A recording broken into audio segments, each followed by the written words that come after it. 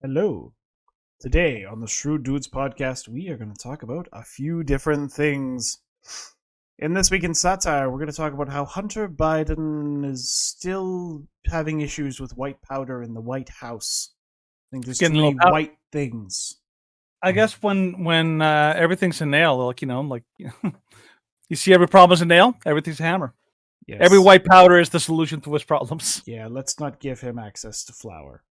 No Parmesan cheese. Yeah. That's a little too grainy. Yeah, that's right. Grainy. A little too grainy. Yes.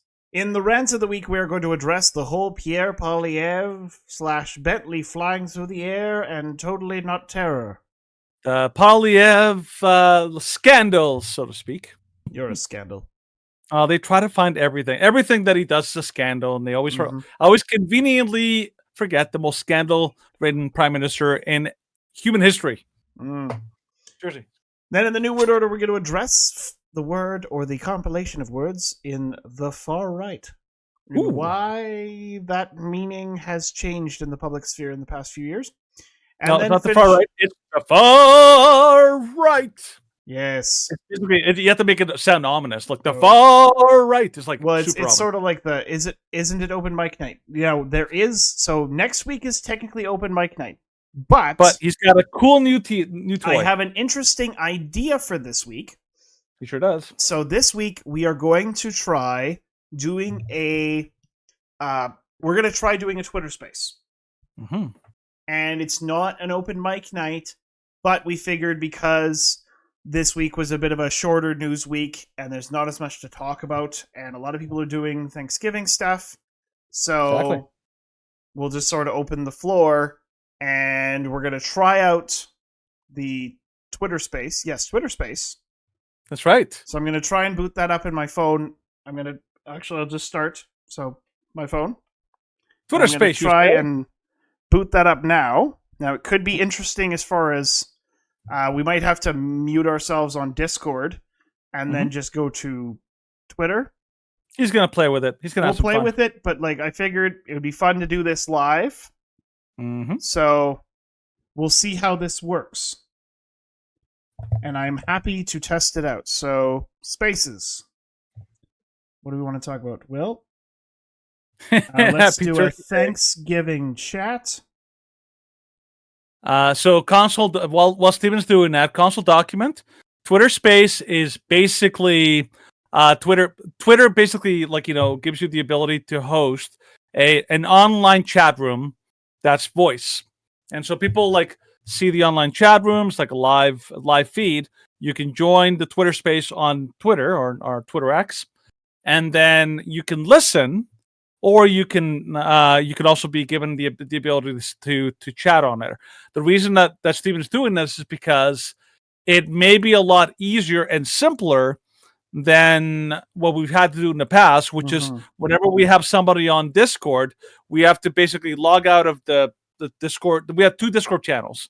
One is the main show and one is the guest channel. So whenever we want to have guests join into the Discord chat or the Discord thing, we have to basically use the Discord guest. So if we're able to do this successfully, that means that we're going to be able to do the actual do basically have it so that people can actually chat with us more regularly than just at the end of the month. Okay. So Danny, what is your how to find it on Twitter? I haven't established it yet, so I'm building it right now. This is the first Twitter Space, so next, we're doing this live.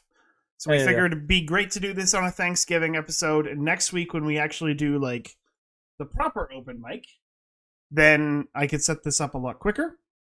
Yep. So I've now set it up. Well, Steve, here, can you go on the internet, go on the website? Yeah. Okay, I will. I'll share. I'll have my. I'll put it on the screen. People can see what it looks like. So if you go on your computer, if you have an X account or a Twitter X account. Yeah. So if I click on my, so right now here. So if you go on our page, which is twitter.com/theshrewdscast, and I'll copy that into our Twitch stream. That's right. Just go fired. Yes, fired. I'm indeed fired. And then I will. So I'm gonna. It's gonna be interesting because it's set up on your phone. It's a little clunky because it's set up on your phone, and then I will be requesting myself to speak. And then I have to give myself permission on my phone to speak, which is awkward. The request to speak failed. Okay. I am very confused, and I do not want to do this through my phone. Oh gosh, please don't make me do this through my phone. Okay. This is going to be very interesting, man. Very interesting. Oh gosh, please don't make me do this through my phone. Okay, so one way we might have to do it, Danny, is it might have to be set up through your account. Okay. And then invite me as a co-host. Okay. And then that would be how we do it. Okay, so one way we might have to do it, Danny, Sorry. is it might have to be set up awkward. through your account. There we go. Okay. And I am then trying to set invite me this as a up right now. co-host. So Hold yes, on, if you set that up and then invite me as a co-host, then we can host it, and I can still use my microphone. Okay, I'm gonna have to play with it while we go because I have to figure out. Apparently, I have to change my browser settings. Well, you have to. So Twitter Space has to be launched from your phone. Oh, from my phone. Yeah, that's why it's so annoying. Okay. Is that I wish I could launch it from my browser, but I literally cannot. Okay, so you go do your thing. So I'm going to work on that. It does need some work. Okay. But yeah, if we set it up from your end and then I join, and then basically, well, yeah, we'll figure this out. We will. Okay. It's a work in progress. We will get this sorted. Okay, you go ahead, and then I'm gonna. I will work on this while you're doing. Let's watch some of these. Let's watch some funny videos. Distraction. Hey, look over there. Yes, exactly. Look over here. So hey, I found is that a distraction? Yes, that is a very clear distraction. So this is a video I found, and I was showing Danny it, and he thought it was hilarious. It's pretty funny. I saved it, and just enjoy. It's fantastic.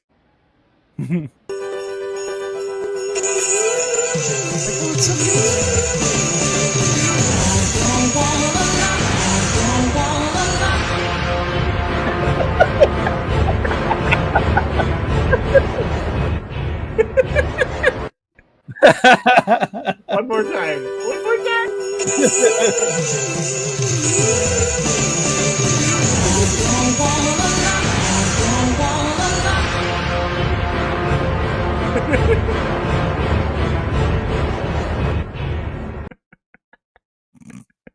It's too good. It's so stupid. So, console document, what happened to the Twitter space? We are trying to. Hello, thank you. Thank you. We appreciate your faith. Admittedly, like, as much as we love Elon Musk, all hail Elon, the fact that it has to be set up through your phone is stupid. It is exceptionally dumb. So Danny is trying to set up the Twitter space. I'm not sure exactly. I think what you're going to have to do, Danny. Oh, that's how we can do it. Okay, so if you set it up on your phone. Here, I got this. I have it. Tell me what to do. So, I'm going to set it up. I'm going to invite you as a co-host. I'm going to leave on my phone and then rejoin on my computer. Okay. So and then I'll still be counting as a host. And then you leave on your phone and rejoin in your computer. You show me what to do. Okay, so I'm gonna set it up again. Okay.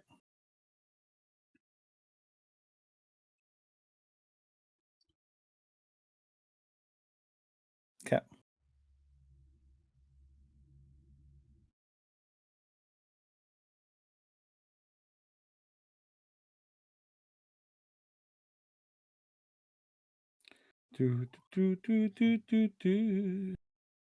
Gotta love this. It makes for a lot of like dead air. We're trying. So that's right. We're getting this working. It will work. Okay, I promise you. Okay, so start your space, and then you got this. So, by the way, for those of you listening, you should also remember that today it's a very special day. Today is Steven's birthday. He's the birthday boy. Does he look any older? Like, let us know if he looks like substantially older, because I think he looks like an old man now. What is your what's your Twitter handle, Danny? My Twitter handle is Danny_Kong79. Okay.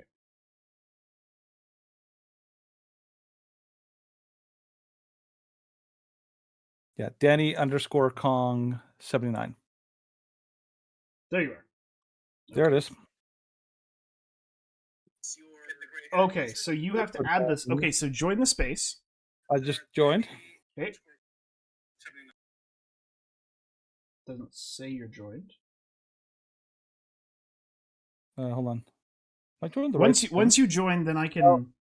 I'm fairly certain I can add you as a co-host. Like I can invite co-hosts, but yeah, you have to be in the space. Okay, let's see if that's there. Okay, there it is. Start listening. Got it. Okay. Start listening. Got it. Okay, I think I'm in. I'm not seeing you in my phone. This is. There we go. Thanks with Canadian Conservatives. Okay, so send co-host invite. Respond. Accept co-host invite. You are not a co-host of the space. Woohoo! All right, excellent. And so I will leave the space. Oh, you can. Yes, and then I will rejoin. He's getting there. Yeah, that's right. He's an old man, Conquerworm. He's an old man. Yeah, compared Steven, to who? Do you want to reveal to everyone your new age? I'm 32. Oh, he's an old man. Yeah, super old. Super old. Super old. Okay. Okay, so what do I do now? I got the Twitter space, as you can see on the phone there. Okay, so I'm going to leave my space. Okay. Okay. Can I leave it? I want to. Okay, that ends the space. The joys of trying to figure these things out on the fly. Oh, but that ends it. This is so irritating. Why is this so silly? Just settings. Nope. Nope. Yeah, Conquerworm. It's all good, man. We still love you. My goodness, this is ridiculously silly. What are you trying to accomplish, Steven? So what are you trying to accomplish? I'm trying to be able to leave the host. You want me to host it? Is that what you're saying? Well, but the problem is if you host it, if you host it, then we have the same problem on the other end. Because then your sound will come through your phone to the Twitter space. It won't come through your microphone. It'll come through your phone. Okay, so what is okay? So then, what are you trying to accomplish? So I am trying to, because I have joined a Twitter space and use this headset and this microphone. So I'm trying to use this as to listen and this as to speak. But in order to do so, I have to be able to. Oh.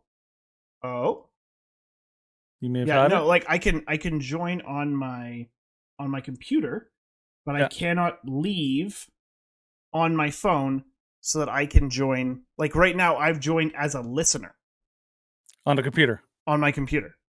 That's fine. Just mute the phone. No, so what are you trying? But I cannot speak. I cannot turn on the right to speak on my computer. Well, can't I turn the right to speak on? See, I'm wondering because the other people that I know who have set up spaces, they left the space, and then somehow reconnected. Okay. Hold on. So you are currently a co-host. Yes, I am. I am a co-host on the thing. I am going to By the way, feel free to throw in some shame kind of comments on the chat. Okay. This is painful. Totally this is painful. Yes, this is painful. I am trying to set this up for the first time.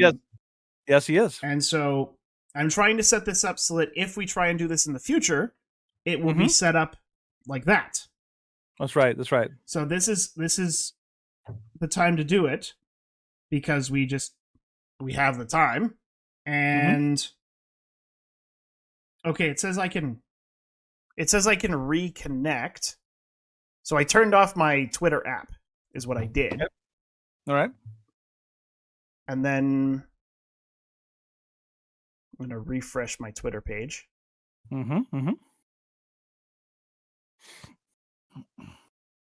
He's playing with it. He's having some fun here. He's going to make this happen. Yeah. So that's not even the right microphone. While Steven is doing that, I'm going to catch up on new comings up. First of all, I'm all set for my big trip in January. So for those who don't know, in January, I will be going to Mexico. First time in 25 years that I'll be visiting my home country and my home city because I was born in Mexico City. And so I'm going to be seeing a lot of people and I'm pretty much ready. Only thing I need to do is get my travel insurance and I'm all set. And of course my sombrero, but I figure I could get a better sombrero down there. I'll just bring it back, that way we can do the Mexican, the host is having connection issues. Give it a sec, make reconnect soon. It's always fun. Well, like I'm part of the space as a listener. Like, I'm trying to think of how this would even. Like, I think, Steven, why don't we do this? Why don't we like play some of the other videos and then we can figure it out on the fly as we go. Okay. Because like continue. Not going to go anywhere. That's right. So that's right. Yeah. But for now, funny how old age is Mancino. By the way, senor, happy birthday, old man. Happy birthday. Speaking of somebody who had one too many, this video cracked me up. This video cracked me up. This was so good. So this is like a Thanksgiving celebration on the wrong way. Funny. Not a wrong way. You got to check this out. My goodness, this is just hilarious. All right, you got to full screen it. Let's go. I just came home to.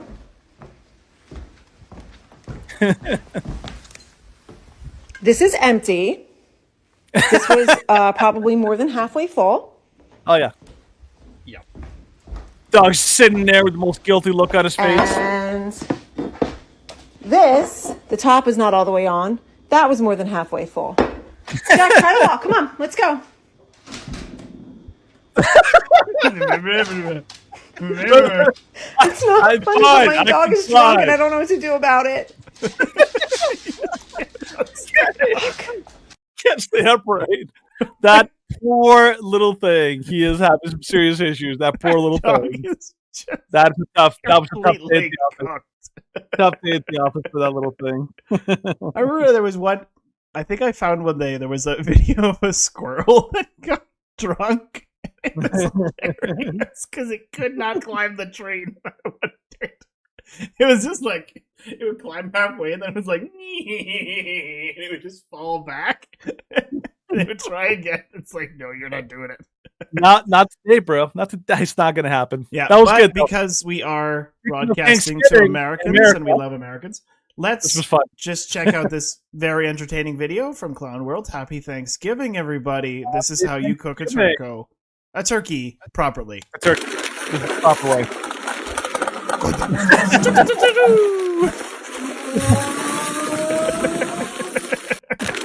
That is a good use of carbon right there. Yep. Very carbony. So this is where you put your carbon emissions restrictions and tell them to stuff it. Yeah. In more ways than one. That's the way. It's almost like giving a middle finger to like the climate change people. Oh yes. Right. That's what I live for. Carbon's so useful. I'm gonna make sure I show you how useful it is. Yep. Okay. That was good, man. You did a good job. Yes. All right, and then yes, the Matt Walsh video. Speaking of Thanksgiving, man. Thanks. Oh, I haven't seen this either, so I'm gonna. Oh, this is a live react for Danny. So this is a pretty funny one, and it actually features Matt Walsh, so that's why it's partially so funny. Oh, that's great. So he plays all roles except for the bird. Happy Thanksgiving. Happy Thanksgiving. Where's the turkey? Disgusting. You celebrate Thanksdigenous Peoples Day by feasting on an innocent creature? You colonizers just can't help but kill anything that has feathers on it, can you? Well, I have good news for our leftist cousin here and bad news for the non-developmentally disabled members of the family. We will not be eating turkey this year. Aww. Yes. Why not? I can't seem to find the one we bought anywhere. Oh no, that's too bad. Thanksgiving is canceled. Oh well, gobble gobble. Who are you? I'm your cousin, Matt Falsh.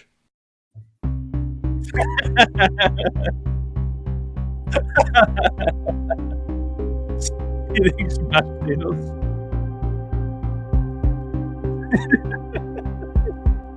Sweating buckets.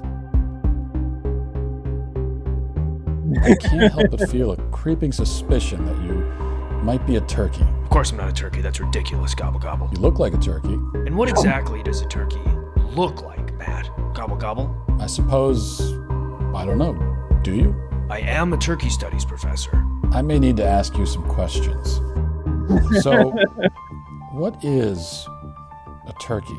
A turkey is anyone who identifies as a turkey, gobble gobble. Right, and you don't... Don't identify as a turkey this time of year. No, gobble gobble. What, gobble gobble? You just gobbled. I just what, gobble gobble? You said gobble gobble. Said what, gobble gobble? You said gobble gobble gobble gobble. You're saying gobble more than me. Maybe you're the turkey, gobble gobble. Maybe I am. What is a turkey? That's personal to every turkey. Do turkeys say gobble? Does a turkey have a pecker? I don't understand why you're so fixated on biology. You seem to be seeking what in my field of work is called an essentialist definition of turkey. I just want a definition. Anyone who identifies as a turkey. Not every turkey is assigned turkey at birth. But if they are, you cut their peckers off? It's species-affirming care, and a turkey doesn't need a beak either. Okay, so if no one is willing to tell me what a turkey is, what am I supposed to eat for Thanksgiving dinner? Here's an idea. Since you're so obsessed with definitions, how about you tell me what a human is? Well, that's easy. A human is a featherless biped. That's right, I'm a human. Wow, you do look human. I do? Well, almost. But you aren't tan enough. It's obvious you've spent years covered in feathers. No, it isn't. It really is. Thank goodness we've banned species-affirming care like this tanning spray. No, you don't pass yet. You would need some kind of tanning bed, like the one I have in my kitchen. Too bad you'll never figure out how to use it. Oh, is that what you think? I won't be able to find your stupid little tanning bed? Ha! No, please, I'm begging you. Don't try. No, It'll be please, too difficult for you. Nice try, Walsh, but you can never outsmart me. I'm a turkey studies professor. No, please, anything else. I'm begging you. Too late. No. What will I do? No. No, stop. Please. Happy Thanksgiving, everyone. Happy Thanksgiving. Ugh, I thought we were eating tofu. Don't worry, it's human. Oh, wonderful. Please pass some. Please pass some. That sounds delicious. Yeah. So that one was definitely better than the Freedom News video from last week, which was Oh, the bro. It was weird. It was weird. It was Hey, Mayhem is back. Mayhem. Welcome back, bro. So, yeah, do some chatting. I'm gonna see if I can. Do some... That's awesome. I'm gonna try and set it up via desktop. Twitter space back. So, by the way, I'm kind of curious. So Matt Walsh obviously popularized the entire thing with what is a woman. But with the turkey thing, I'm like, I don't know. I kind of think he nails it. The idea that anything can essentially be whatever you want it to be. I think there was like a video I saw today. There was somebody who was asking a girl, okay, so how do you know if somebody is not the gender they were assigned at birth? It's like, oh, because they tell you. I'm like, okay, so if I tell you that I am, this is a black guy asking, if I tell you that I'm a white guy, does that make me a white guy? It's like, well, no. Like, why not? Like, according to you, the rules are that if you just declare something, then that is just so. It's like, well, yeah, but that doesn't count for race. I'm like, why not? Just doesn't. Like, it's like the logic really starts to break down when people are asked like these things a little more intentionally. I don't know. It's just terrible. Okay. So what you got, Steve? What you got? Oh no, so I'm gonna test this kind of during the week. I believe that the host, which is likely going to be me, when I set this up to be working for next time, I need to have an Android emulator. Oh, okay. To be able to, because I can start the Twitter Spaces from my Android emulator, and then I can pick which microphone I'm using. I hope. Okay. Maybe. We hope that. You'll and figure it then out. set it up from there. So if people want, I can try and do that now, or we can continue on with the show, and then like I could download the emulator in the background when Danny's doing some talking. And yeah, I say you do it later, like not right now, because when you're doing that, then I can't really control the screen. That's true. Okay, so let's do the This Week in Satire, and then I will try and set up the Android emulator in the background. And then maybe we can see if we can get the setup for like part of the way through the show.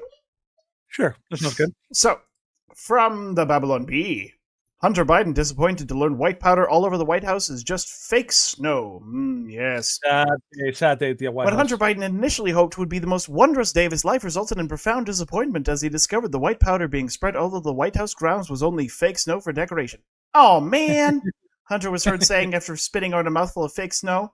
Why would he spit it out? Why wouldn't he, like, take a nostril? I'm doubting this story. I thought Santa Claus had granted my Christmas wish for all the blow in the world. You just see Hunter Biden just going... just literally bathing in it. I can see that. Secret Service agents guarding the presidential residence had been reported seeing Hunter dash it out from his limousine when it arrived before diving into a pile of white powder and doing snow angels. I've never seen that big of a smile on his face, said Agent Sean Keller, except for that time he was here to greet that group of Ukrainian escorts. Hunter then began barking orders to White House staff to bring him various supplies. He demanded a large mirror, razor blades, a digital scale, a rolled-up dollar bill. He specified that it needed to be 100, and several cases of small Ziploc bags. He seemed like a kid in a candy store. Then he tasted the powder. Witnesses among the White House staff said Biden had become visibly despondent and his shoulders slumping with a sad expression washing over his face. He was just so bummed out, one staffer said. When he walked away, I could almost hear the sad Charlie Brown Christmas piano music playing in the background. At publishing time, Hunter was overheard pleading with his father to make sure he got the real stuff next year. Please, Dad, please. It's a sad day at the White House. Yeah, indeed. I mean, a truly, truly sad day at the White House. Unfortunately. Because it has the wrong white powder.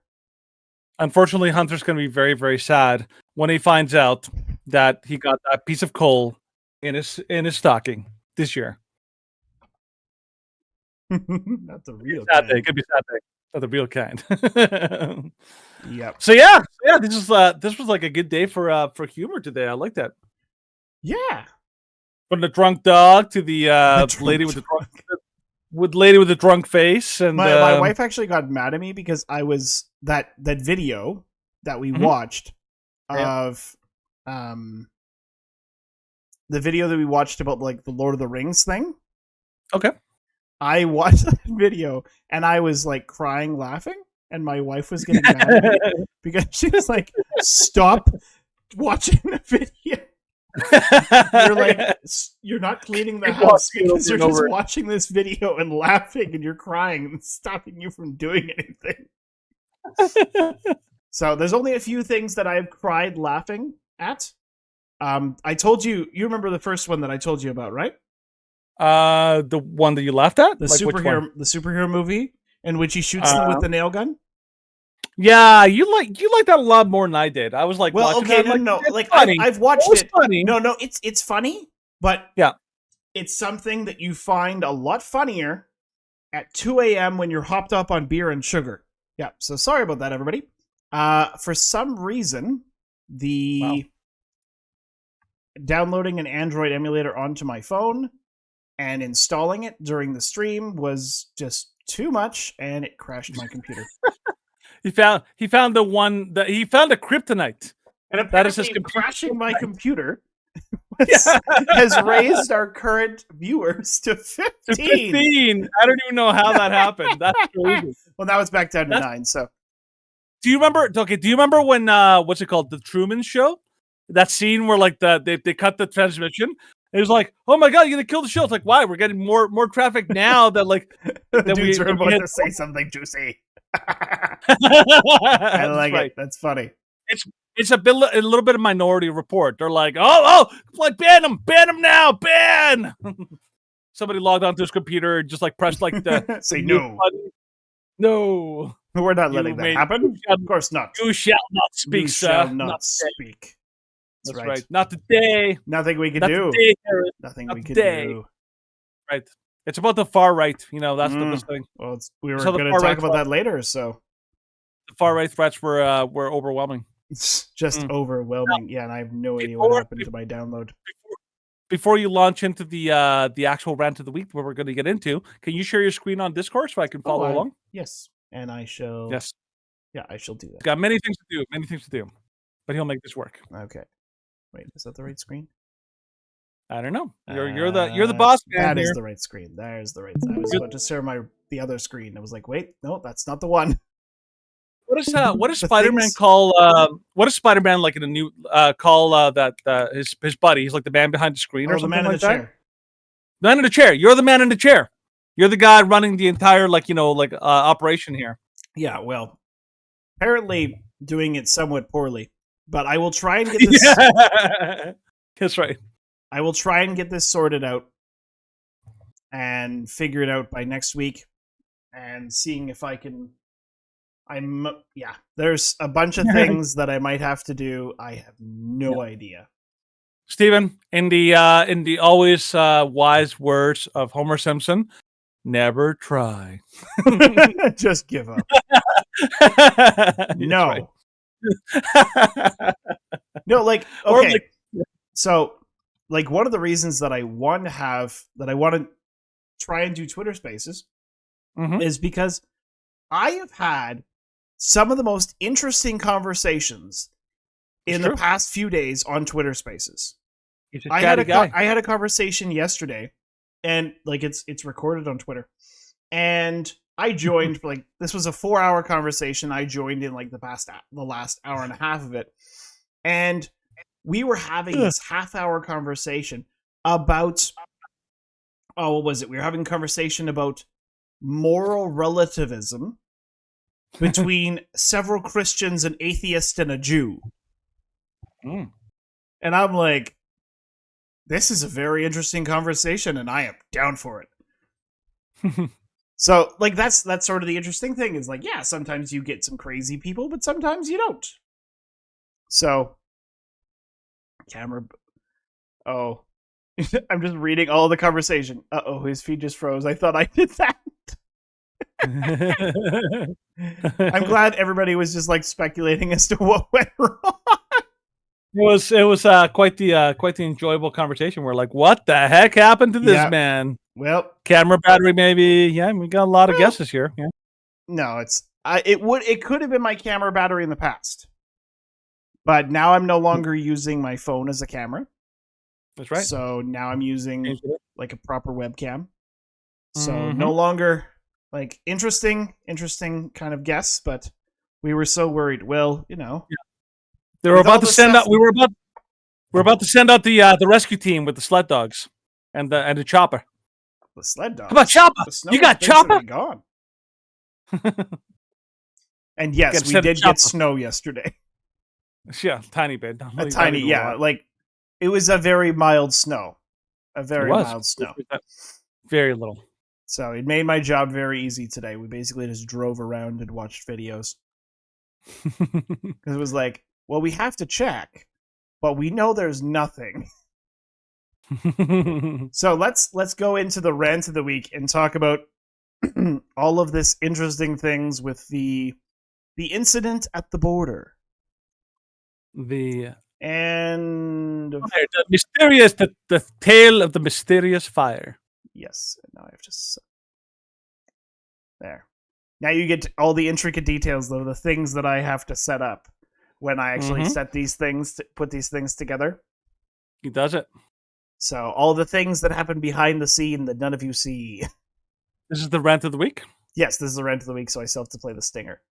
He does. Did he change the size? Did he do it? Red alert. No, it's been the same stuff.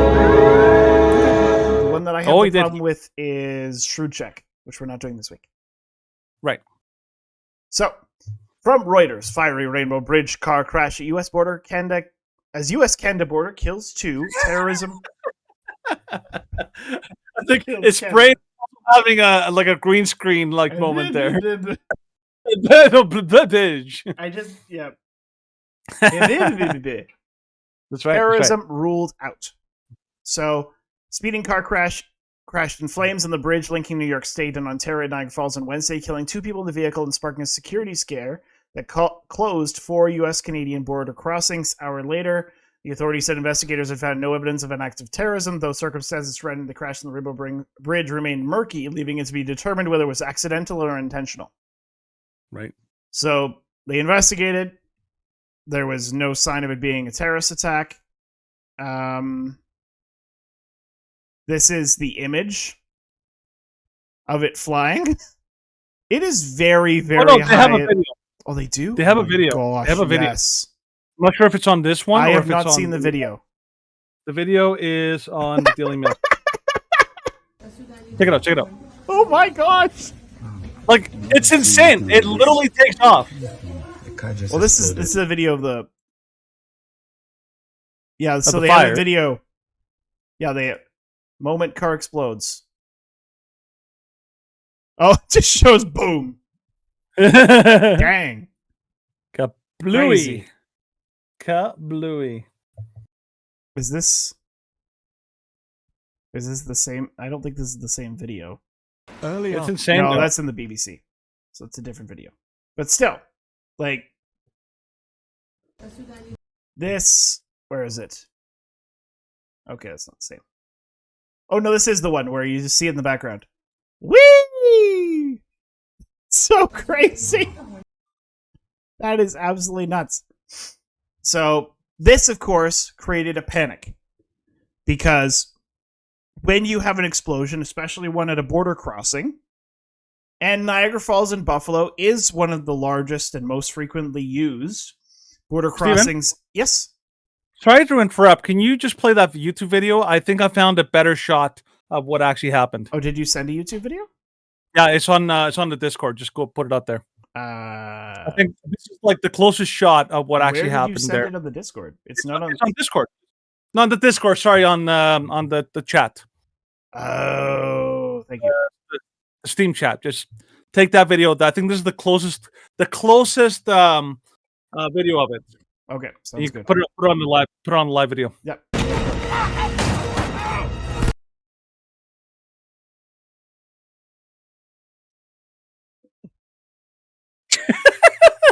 Play the whole thing.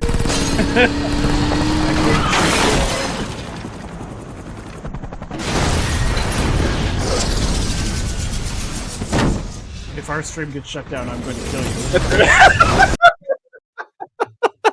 There you go. That's pretty much what happened right there. What? My wife is giving me the wagging finger for saying I'm going to kill you for shutting down our stream. I mean, that's basically what happened. If you watch the video of the guy, he literally launched. He hit a thing. No, he's moving at absolutely insane speeds. So like, a report I saw said 150 kilometers an hour, which is insanely fast in Canada. Oh yeah, that's absolutely insane for speeds. Mm-hmm. Yeah. So he absolutely he went airborne, flew up on the thing and all that. So that is what happened. Is there any more details in the article you were reading, Stephen? Daily Mail article. So I don't know if there's. Essentially, they just confirmed that it is not a terrorist incident. Here, go to the actual Daily Mail article. You can actually see the actual map there. It shows you the important details of put it on the screen. Not the stinger. Okay, so go to the actual map right underneath the still frame, right there. Look at that map. Okay, so if you can zoom in, that shows you because people were saying this is from Canada to the state. No, it actually came from the U.S. came from the U.S. So it came from Niagara Street, which is on the U.S. side. It launched into the air and hit the Canadian, like embassy border, right at the border, and pretty much like destroyed a whole bunch of stuff. Now the question is, obviously this thing blew up when it hit. Now the question was, did it blow up because it was a car, or did it blow up because it had explosives? Because that will tell you a lot about what kind of crash this was. Because like in the Middle East, one of the big dangers that you always have is so Islamic attacks are usually like suicide attacks, where a person will load up a vehicle full of explosives and will drive the vehicle into target and blow it up. That's very common. So the fact that they're saying that it's unlikely that this is a terrorist attack, I'm guessing that means that this thing does not have a lot of a lot of explosives. But I'm like, what the heck? Like, that's a big explosion for a vehicle. Because one of the rules of thumb that you hear, what real life versus movies, is that in real life vehicles don't just spontaneously explode. Right? Even if you have a massive car accident where a car will literally hit something, the car will definitely crash like crazy, but it takes a lot for something to explode. For a vehicle to explode, there's a lot of things nowadays that make a vehicle, that protect the vehicle from explosions. So I'm curious because I know a car obviously hit at very high speed, but I don't know, the size of the explosion seems a little bit suspect to me. Because a car can hit, but the idea that a car can explode like that is very suspect. So I'm a little curious to see what they find. I don't know what you think, Steven. Oh no, something traveling at that high rate of speed, and you're gonna have quite a bit of gas in that gas tank because that car is very being familiar with cars. Bentleys have very large gas tanks because they are exceptionally large gas guzzlers, just because of how much they weigh. These things, they may have a ton of horsepower, but compared to other cars with similar horsepower, they have probably double the weight. And so in order to move them at such high speeds, they need, and to keep them going without having to consistently refuel, then you need a very large gas tank. And of course, the more amount of gas that you have, then the larger explosion you're going to produce, when you inevitably have a giant flaming collision after launching into the air. So it is certainly possible that there might be something, but based on everything that we're seeing, it seems like this is just the guy did very similar to what happened about 20 or so years ago here in Calgary. There was a man who had a bit of a stroke while he was driving, and he had his he was about to press on the brake, had a stroke, and then slammed on the gas, and he went right through the red light, and he drove his car and crashed into an Alberta Treasury branch, fell through the roof of the building, and killed one of the bank tellers inside. So that seems more akin to what happened here, because I don't know if I read it in the Daily Mail article, but I think I did read somewhere that there was a medical incident involved. Yeah, so here's what it says. It said the vehicle, the driver and a passenger died. A CBP officer suffered minor injuries, was treated at a hospital. CNN reported the driver was a 56-year-old man traveling with his wife to attend a concert by the rock group Kiss. So it sounds like they might actually already know who was involved. So, obviously the way that this thing looks and the target that was hit makes it sound like it was potentially initially, when you hit a border crossing, it can be either from terrorism, or it can be from maybe some kind of a special attack or whatever. But it's looking more and more like maybe there's something else involved here. So yeah, we don't know. But here's the thing. Obviously at the time that this thing hit, everything was up in the air. A lot of people were speculating what the heck was going on. And of course, this reeks of something suspicious.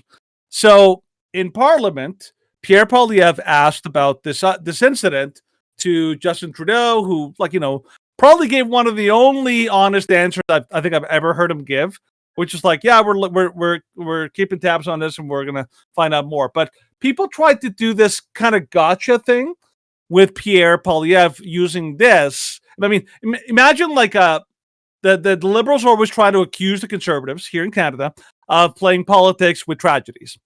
But here we go. The Liberals are now using this tragedy as a gotcha moment for again, they're playing politics with a tragedy, like the very thing that they claim, they accuse the Conservatives of doing.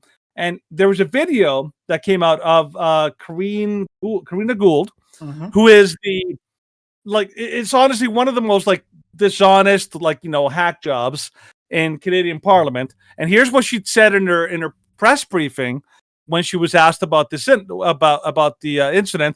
And no, it's not about the incident. It's about darn that stupid, evil Pierre Poilievre. Evil Pierre, darn that Pierre. That this week, Mr. Poilievre demonstrated to Canadians why he's too risky to be a leader. Evil. Not only did he abandon democracy and freedom on Tuesday when he instructed his entire Conservative caucus to vote against the Canada-Ukraine Free Trade Agreement on an absolute red herring, because it's not even true what he's saying, that there's a price on pollution in the agreement. That's absolutely false. So we need to ask ourselves, what is the real reason behind this decision? In question, how dare you vote against us? When we learned of what was happening at the border in Niagara Falls, instead of taking a step back and asking what is going on, demonstrating calm and leadership and reassurance to Canadians, he immediately jumped to the conclusion that this was a terrorist attack without any knowledge or information that this was the case. That is not what leadership is. Leadership is about reassuring Canadians. It's about providing calm. It's about ensuring the safety, not fear-mongering. I just have so much to say to this. This crazy lady. Okay, do you remember Scissorgate? I do. Yeah. So for those who are not Canadian, Scissorgate was a girl, and I believe she was in Toronto, and she claimed that someone had cut up her hijab on the Toronto subway with scissors, and without any evidence or proof that this happened. Trudeau basically said, oh yes, we stand with the victims, and Islamophobia is something we need to combat, and we need to be more focused against the evils of racism in this country, and it's something we need to face as a country, that racism is not done in Canada, and we need to it raises its ugly head, especially against far right figures, and yada yada yada. And it was oh yeah, and then it came out that it was totally fabricated. This is also the same government that shared the whole hoax about the mass graves. There's the same government that called everyone in the what do you call it, the trucker convoy Nazis, because one idiot somewhere had a flag for 5 minutes. This is also the same people. Yeah, pretty much, actually, right? These are the exact same people, by the way, that when there was a vote in Parliament, condemning the Uyghur camps in China, they're like, oh, we're just going to be suspiciously absent. This is the ultimate pot calling the kettle black. Where the problem is, the pot is the most horrible blackface, perpetrator of terrible leadership. And it's calling the kettle, which has never actually been a bad leader. It's insane. The way that these people operate is so insanely these guys are liars. And by the way, like the pleb says, I don't know if you can focus it on that thing there, Stephen. The pleb basically points out in that tweet of Karina Gould that this dishonest little ghoul in Parliament. I don't know if you can put it on the screen. Yeah, he said, a liberal is lying when they turn their comments off. If you can click on the actual post from Karina Gould. Yeah, this is the post. It says only accounts Karina Gould mentioned can reply. Yep. When you turn comments off, guess what that means? It means you're a bald-faced liar. Yeah. Which she is, as always. You don't want to be called out for it. I'm surprised. So okay.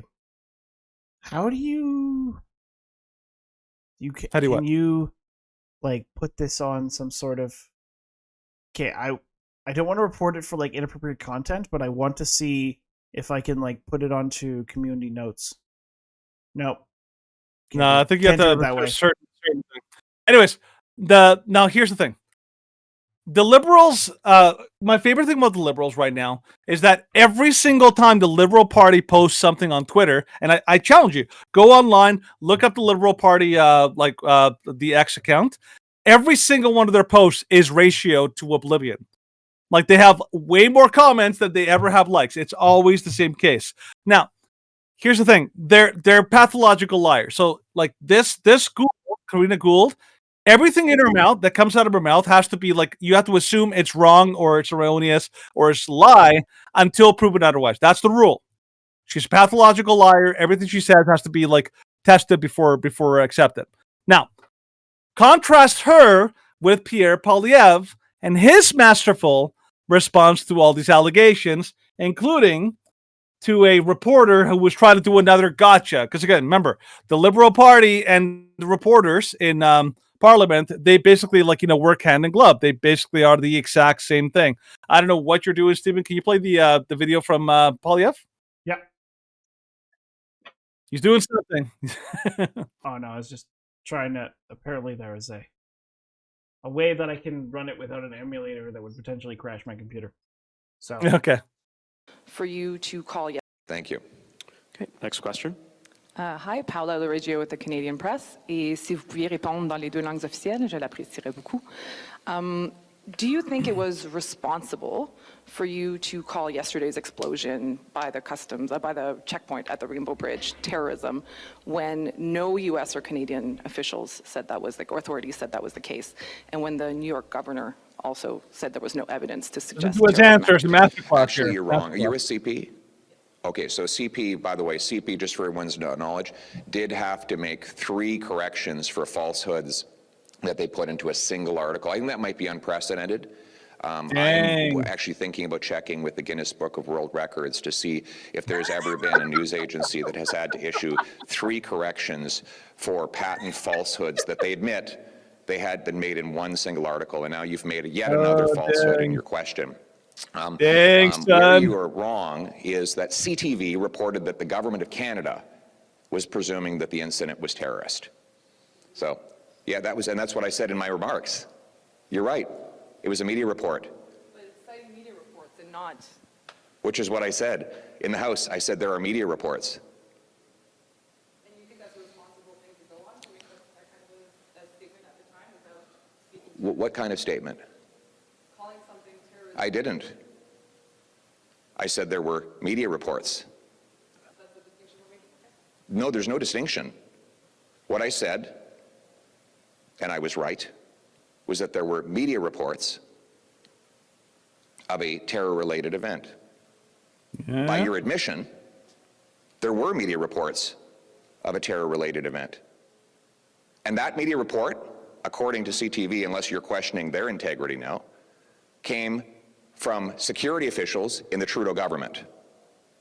So do you think the CTV was irresponsible in putting out that tweet?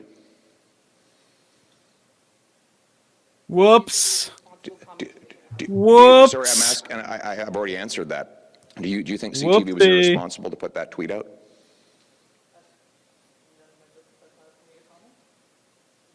Well, you just did comment. Okay. So, it's like, oh. Yeah, it's like, if you don't want to answer, okay. Yeah. So Pierre, he proves again and again that he is an expert at addressing hostile media. He knows how to deal with them. Yeah, so evildoer Voltaire is, of course, correct. They closed down airports as well as 4 border crossings.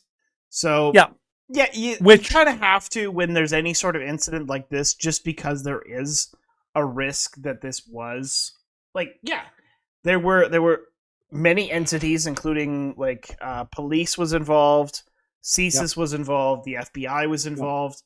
You have to take precautions, and it's most one of those things. Most assumptions were that okay, we're going to take some measures to protect any future incidents, but we're not going to try and create a panic.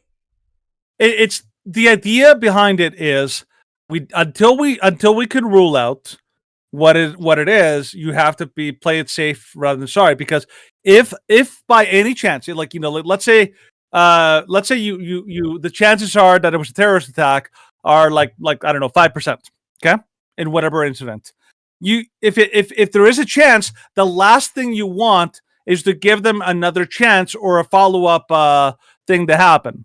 Like when the Boston Marathon happened, when the terrorist attack happened, they closed down that entire block and that entire section because they needed to rule out either the fact that there's a possibility there might be more bombs, maybe there's still active bombers, maybe there's all these things. It's just it's a good precaution to have whenever you have any kind of attack. You're better off inconveniencing people for a little bit to guarantee, in order to do your due diligence and guarantee that you've ruled out the possibility of a threat. So that is responsible. I will give the Canadian government credit here. Even here, if there's a fatality on a highway, Stephen, what do? And Trans-Canada Highway, which is the only highway going west into BC, when there's a fatality, what do they do to the highway? They're going to shut the whole thing down. The whole thing down for hours until they can do a full investigation. Just like they did on that one day when they shut down Deerfoot. Yep. Yeah. When it was close to your house and it took you hours to get home. Yes. And that's just for a fatality. So you can see why they would go that way when they have a potential terrorist attack, but it's just better off to be safe than sorry, to inconvenience people for a little bit. I think people understand. I mean, especially if you're they're trying to be as thorough as possible. I'm cool, that works. So at least in Canada, it looks at least now like this isn't a terrorist attack. But again, if you ever see if you ever watch the House of Commons and all the rhetoric, one of the attack strategies that the Liberals use, because they are pathological vindictive liars. They are the worst offenders of lying. They always accuse the Conservatives whenever there's actually justified criticism. They're like, oh, here's those Conservatives again. Playing politics. Oh, they're politicizing this. It's the second he even watched his words properly. The second they can catch him on something, it's oh, he can't be a leader. He is not a leader because he said the bad word. Oh no, he bad leader. Polyev bad. It's oh my gosh. Yeah. It's at this point, the Liberals in Canada and the SDP in Canada, it's their little tactics aren't working anymore. People are so onto their sleazy tactics that it just gets silly. So yeah, silly. Good.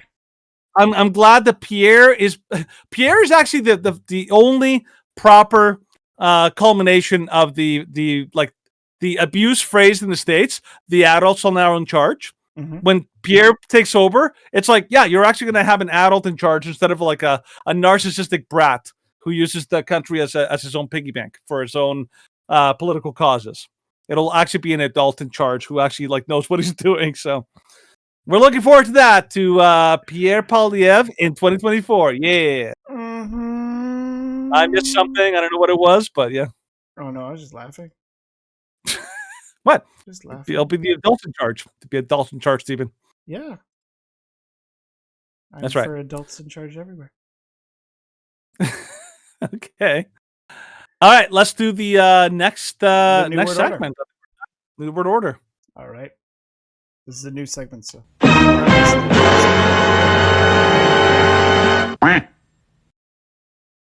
So, from the New York Post, Dutch PM leads right-wing populist challenger in exit poll. Netherlands' main exit poll suggests that anti-Islam firebrand Geert Wilders has an unexpectedly poor showing during the Dutch elections, finishing far behind Prime Minister Mark Rutte. For Wilders, the poll was a test in which his fiery nationalistic rhetoric caught the imagination of the population, even if he increased his total in the 150-seat legislature from 15 to 19. It's a disappointment, since he was seeking to become the biggest party. Instead, the poll suggests Rutte has 31 seats. So Wilders' victory would have further boosted the fortunes of the populace across Europe, but now it was the first indication since the Brexit votes last year the populace could also be beaten. Mm-hmm. So this is an older story. No, but like I wanted to like show like what this is the New York Post, which is describe kind of the basis for why we're doing this story. So the reason why while I'm doing this, I want you to like now that we covered the New York Post story, I want you to use this use the web browser from this, and I want you to just type in his name, so Geert, what's his name? Geert Wilders election, and see what comes up, because you're going to see what we want to point out in this segment. And again, this is the New World Order. By the way, most of the press, the media, politicians, and left-wing activists all over the world, what they do, go to the news, if you can spell properly. What they do is they use Marxist tactics. And this is what they do. They always want to show it as here, right there. Times of Israel, far-right anti-Islamist Wilders. Okay? What is the Global News says? The Dutch Donald Trump, right? So this is what they use. They use the far-right label. Far-right is it's a dog whistle. If you actually they always accuse us of using dog whistles for the conservative side. That like dog whistle is essentially the accusation is that you're using like this secret language that's supposed to call out to all the white supremacists out there, right? But in reality, when they use the words far right, or they use accusational inflammatory language, they're trying to paint him as a dangerous person, as a crazy person, because far right implies like fringe, crazy, like lunatic and all that. And they're trying to basically label him as insane. This is what they did with Donald Trump. This is what they're doing right now with Pierre Poilievre. They try to frame him as some kind of a far right, extreme, crazy, lunatic. He's crazy. He's eccentric, right? And by the way, this is not in any way something that's only happening to this politician. There's other examples of you'll see this everywhere. So last week we covered Javier Milei, and I showed that's on Tuesday. Yeah, we covered Javier Milei, who won in the Argentinian election, and look at the article that they put for him. They called him, what do they call him, Stephen? Hold on, I just need to make it so. Switch it over. This. Yep. Javier Milei as far right rejoice around the world. Okay, so he's a far right hero. The far right is basically the big what do you call it? Not the boogeyman. The boogeyman. Yeah, it's the boogeyman. It's the one that hears.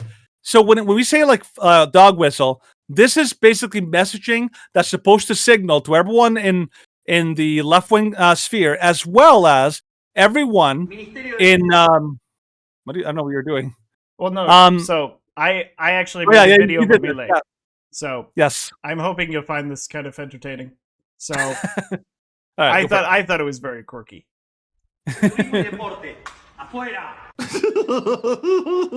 Ministerio de Cultura, afuera.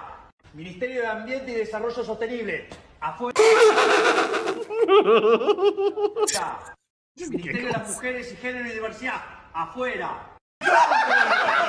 Ministerio de Obras Públicas, afuera. Aunque te resistas. Ministerio de Ciencia y Tecnología e Innovación, algo bien del sector privado. Nada bueno salió del sector público, afuera. Afuera. Ministerio de Trabajo, Empleo y Seguridad Social, afuera. Ministerio de Educación, adoctrinamiento, afuera. Ministerio de Transporte, afuera. Ministerio de Salud, afuera. Ministerio de Desarrollo Social, afuera. ¿Cómo queda el Estado? Ministerio de Capital Humano, Ministerio de Infraestructura, Ministerio de Economía, Ministerio de Justicia, Ministerio de Seguridad, Ministerio de Defensa, Ministerio de Relaciones Exteriores y Ministerio del Interior. Se acabó el curro de la política.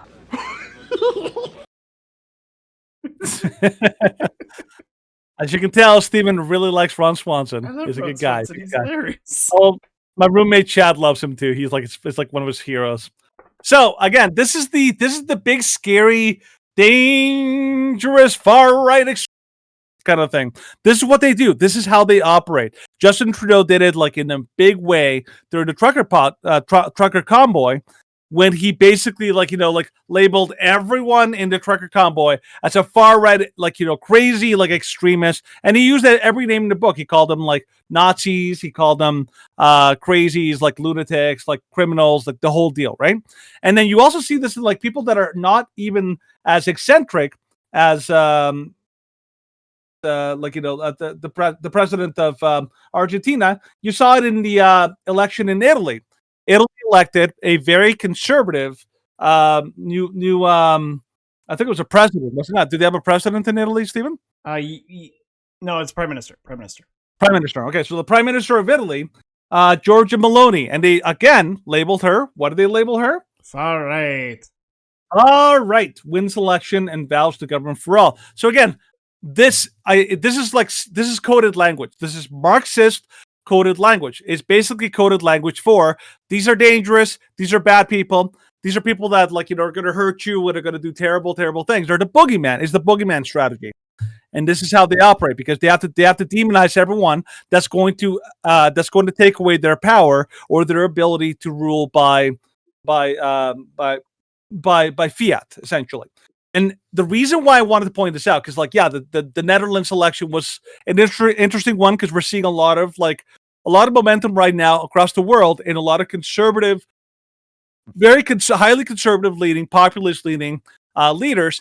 But we're even seeing it in something that happened today, which was the violent clashes right now that are happening in Dublin, Ireland. So if you're not familiar, this story basically breaks it down. So, Stephen, you can take it away. Okay, so this was originally reported by the Associated Press.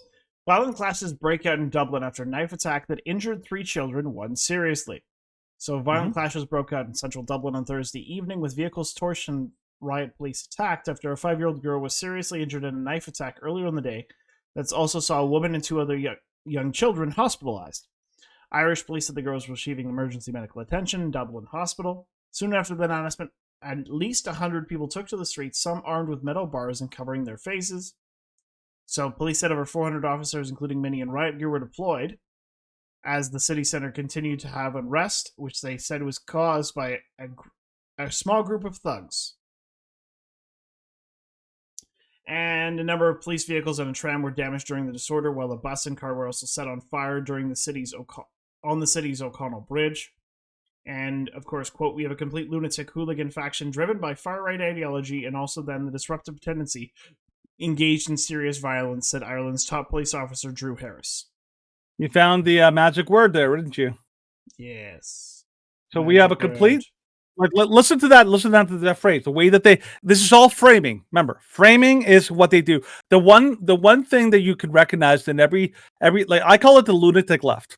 Because these people are crazy. These people literally they use language as weapon. They weaponize language. So listen to the framing that they used.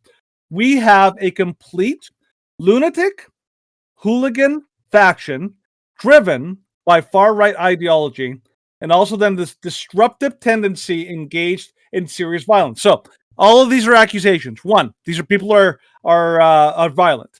2, these people are driven by far right. In other words, they want to frame the ideas that they're using as far right, meaning crazy, dangerous, scary boogeyman kind of stuff, right? This is what they do. They want to frame anybody who fights against the system that they're trying to build, the power that they hold, is crazy, dangerous, lunatic. They want to basically frame them as these are the bad people. These are the evil people that you have to watch out for. And of course, In the next story, this is from Daily Mail. Daily Mail actually gives you the details. Now, one thing that's important here, that was Associated Press. Mm-hmm. And you can always tell when you actually go, you look at the left-wing press, so everything from Associated Press, BBC, like CNN, any of those kind of like, those are left-wing, they're always going to use the same language because they all work in unison. They always work They're in like tandem. They're like the Borg. You can recognize who they are by the language that they use. Yep. Now, the Daily Mail is a little bit more on the conservative side.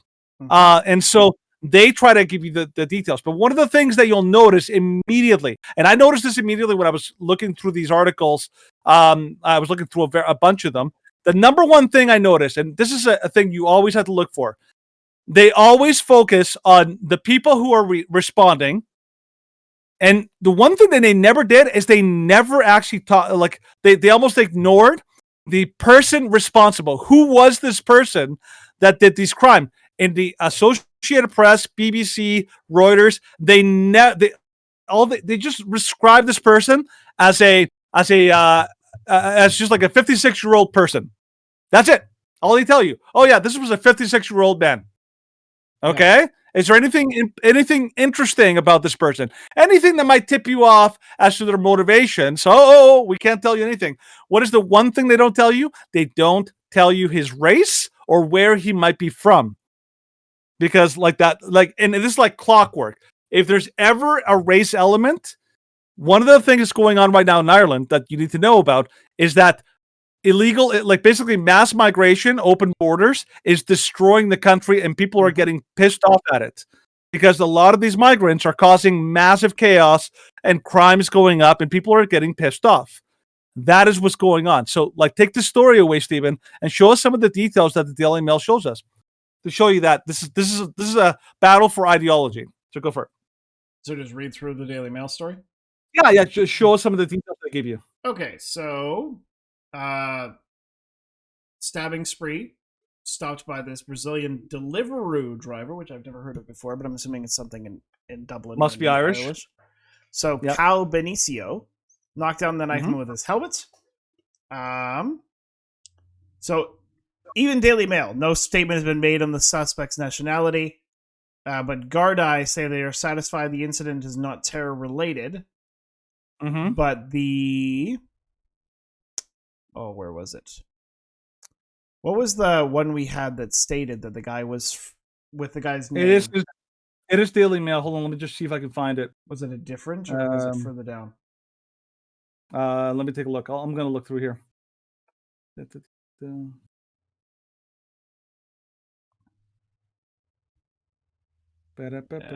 I think it might have actually been with a different one. I think it was just like going through Twitter. So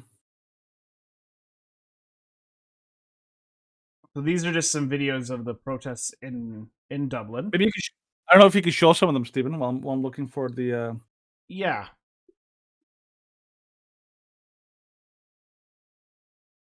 I'm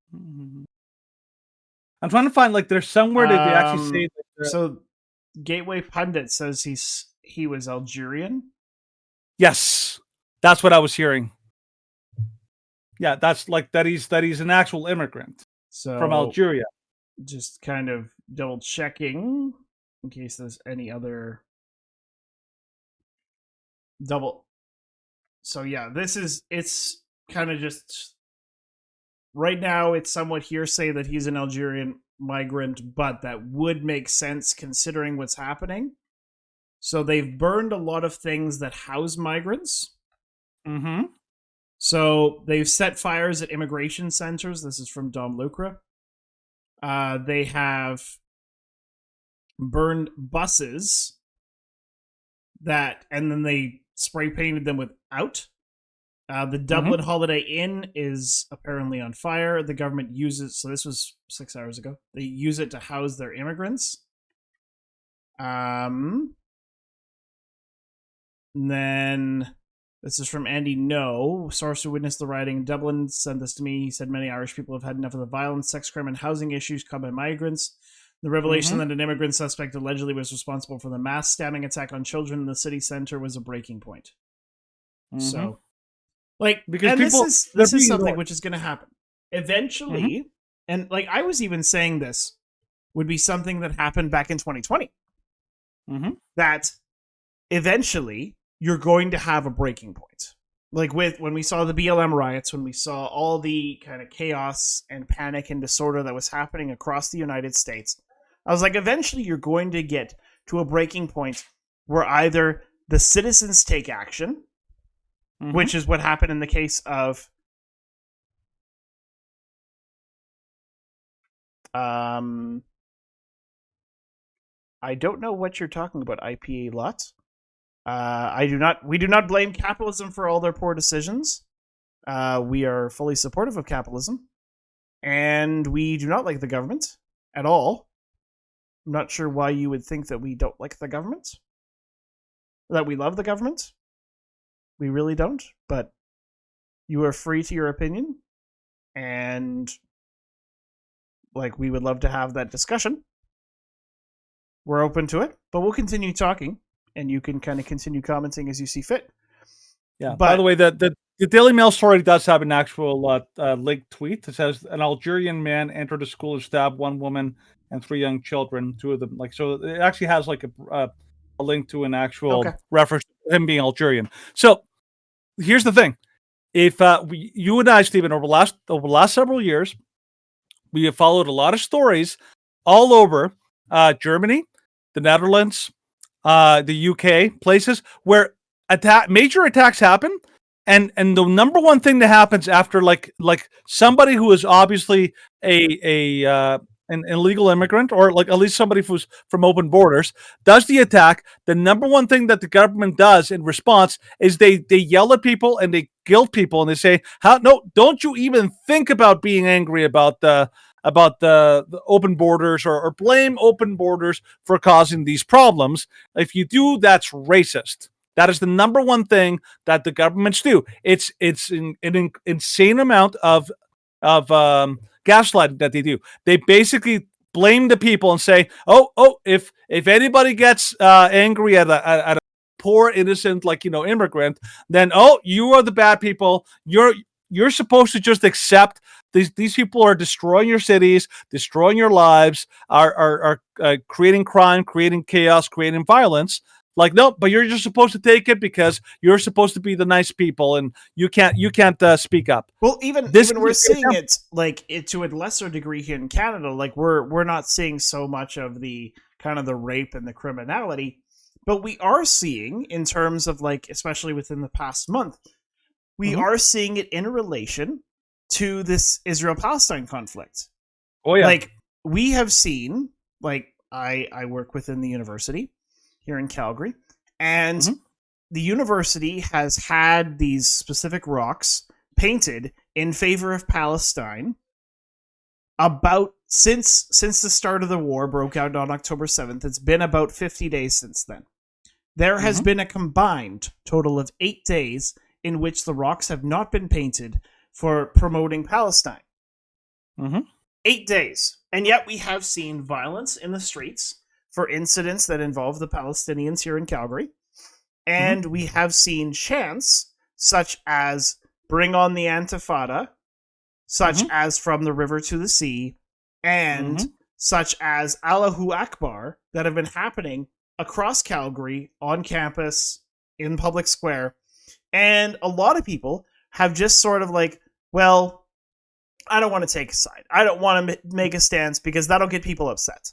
And it's eventually people are going to get fed up.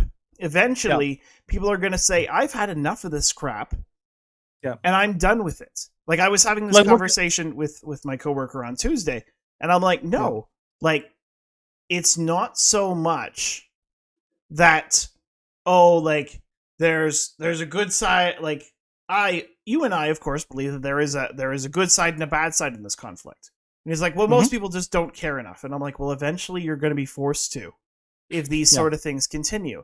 You're going to be forced to take a side because you can't just stay quiet in the face of a massive threat to yourself and others. And it doesn't even take a lot of people. It doesn't even take the majority of people. The majority of people are not out in Dublin out there rioting. This is like a small group of people, but like a small percentage of the whole population.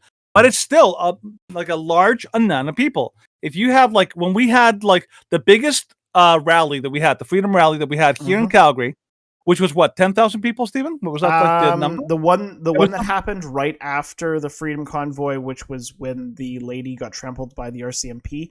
That one, yes. I believe most people guesstimated it at between about 12 and 14,000. Yeah, and that is a tiny proportion of the entire population of Calgary. Yeah. Calgary has what was it like? We're over 1 million now, aren't we? We are 1.5. Yeah, that is a tiny proportion of the entire population of Calgary, and yet that is a gigantic crowd to have in one place. And so in Dublin, all you need is like a small number of people who are fed up, who've had enough, who are finally like done with all the stuff that's happening. Now, if you can actually go, Stephen, for like just to kind of finish the story up, go to the Twitter page and just type in Dublin. Well, and I encourage you. That's what this page has been. Have you been showing it? Like, yeah, this is the search of Dublin, and that's what I was like kind of scrolling through. Yeah, you can show like the videos and pictures of people like walking through and like. What are you all doctors and engineers? There you are, folks. Look who's robbing the clothes. Don't get in my face, I'll crack your jaw wide open. Yeah, if you wonder if these are Irish. 3 kids stabbed, 3 babies stabbed, 3 Irish babies. You don't rob shops. Don't rob fucking shops. Okay, there you are. There you are. Have respect down here and have a bit of respect for our town. Fuck off. We're fucking Irish. There's a kid killed in this fucking country this morning. Yeah. And you have to remember, this is a clash of civilizations because a lot of the people who grew up in Ireland, they grew up with Irish values and Irish ethics. One of the things that they do, like this is their community. They've grown up in these towns for decades. And suddenly you have like these migrants who've only been there for maybe a year, who don't have any roots, who don't have any kind of loyalty or community obligations or anything like that, and they just be like, "Oh, okay, well, I'm just going to take whatever I want. I don't care about the town. I don't care about the people." And they're just gonna they're really going to, they have no problem stealing. They have no problem committing crime. They have no problem attacking people.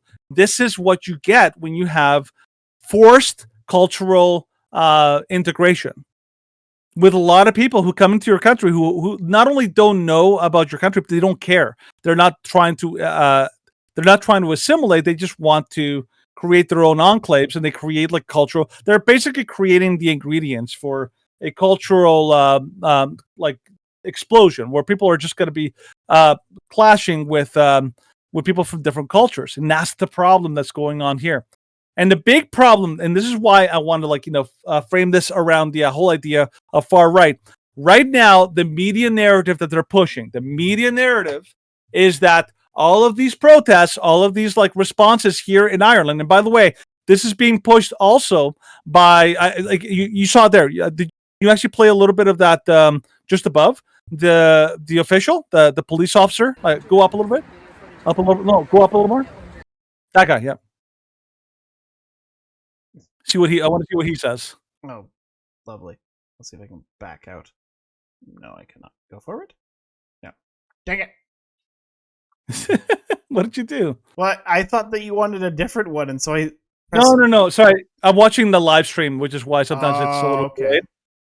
So yeah, I was like, that is the cop. The official, the cop. Yeah. Okay. Because one of the things that they do, they will throw the people in the city under the bus because they want to promote the ideology, the idea that the people who are protesting are the bad guys.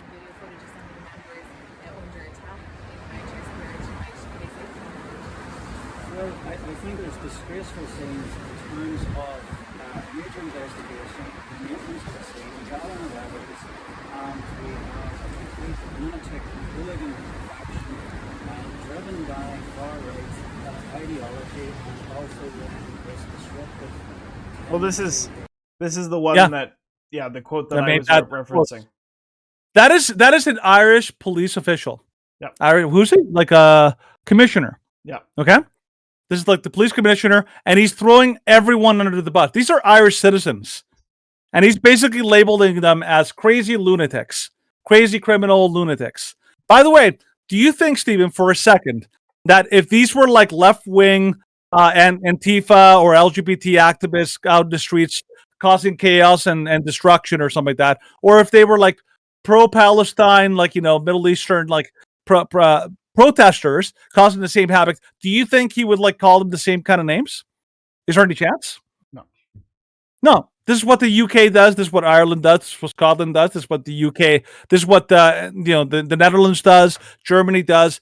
If it's the correct people that are causing this chaos, and there have been many riots of very dangerous left-wing factions like Antifa, like the LGBT mob, the like the climate protesters. If it's them, it's totally cool.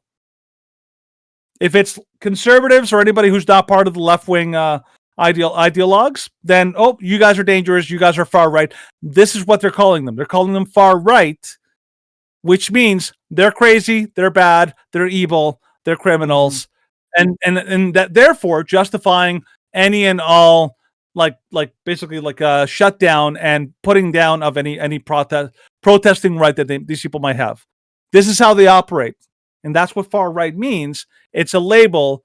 It's basically a dehumanizing label. They want to dehumanize people who are not part of the power dynamic that they want to establish. Yeah. I will admit partially. So the ones that are gluing themselves to the road are not typically dangerous. They do, however, pose a risk to certain individuals when they put themselves in the path of such things as emergency services. Like there was a video that we watched several months ago where people that glued themselves to the road or chained themselves to each other or did things that blocked the road, refused to let an ambulance pass. This actually happened a few weeks ago. And then a few months ago, there was one where a lady was like, my child needs to go for emergency procedure and needed to go to the ER. And she was begging. And we did talk last week about the old man with the gun, about how this is something that the outrage of people it's to be expected, but it's something we have to stand and fight against. We have to say there is evil in the world, but we should be able to oppose evil without becoming emotional, without becoming violent, because that is what the radical left wants. They want the right to have a response in kind instead of a response with reason. Whereas we want to encourage people to have rational arguments, debates, and try and at least come to maybe a little bit of a compromise in between the two viewpoints so that we can have some common ground.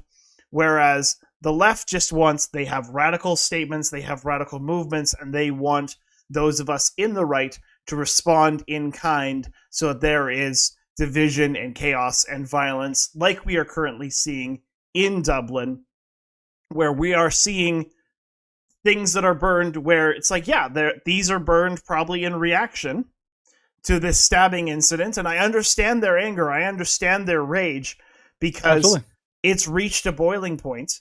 I do not approve of the violence. I do not approve of the incidents of burning these buses. And then you have radical left activists that are seemingly taking advantage of this situation, that are looting stores that are owned by Irishmen because they're like, well, we're just going to take advantage of a bad situation because we can get away with it. Yeah, and the problem here is that there's like a double standard always. Like you always see it everywhere. Double standard is right-wing violence, bad, always bad, never justifiable. They're always idiots and bad. Left-wing violence, they're victims. They've been pushed to violence. It's not their fault. They're oppressed and they're like the innocent victims and all that. It's always the framing, because I think what happens is there's obviously people who are very staunch, like conservatives, and people who are very staunch left-wing ideologues, and then you have the squishy middle, the people in the middle. And the problem is the people in the middle don't realize that what's happening is that we're in the midst of a cultural takeover. The people who are like part of the Marxist revolution, They want to destroy society. And so it's not they think a coup is a military action. They don't realize that a coup can actually be like a very strategic and a very intentional attempt to undermine the entire society by capturing all of the positions of power and trying to enact policies and use the media to basically completely and totally destroy society and rebuild it under a socialist model. Anybody who studies this stuff will tell you that's what they're doing.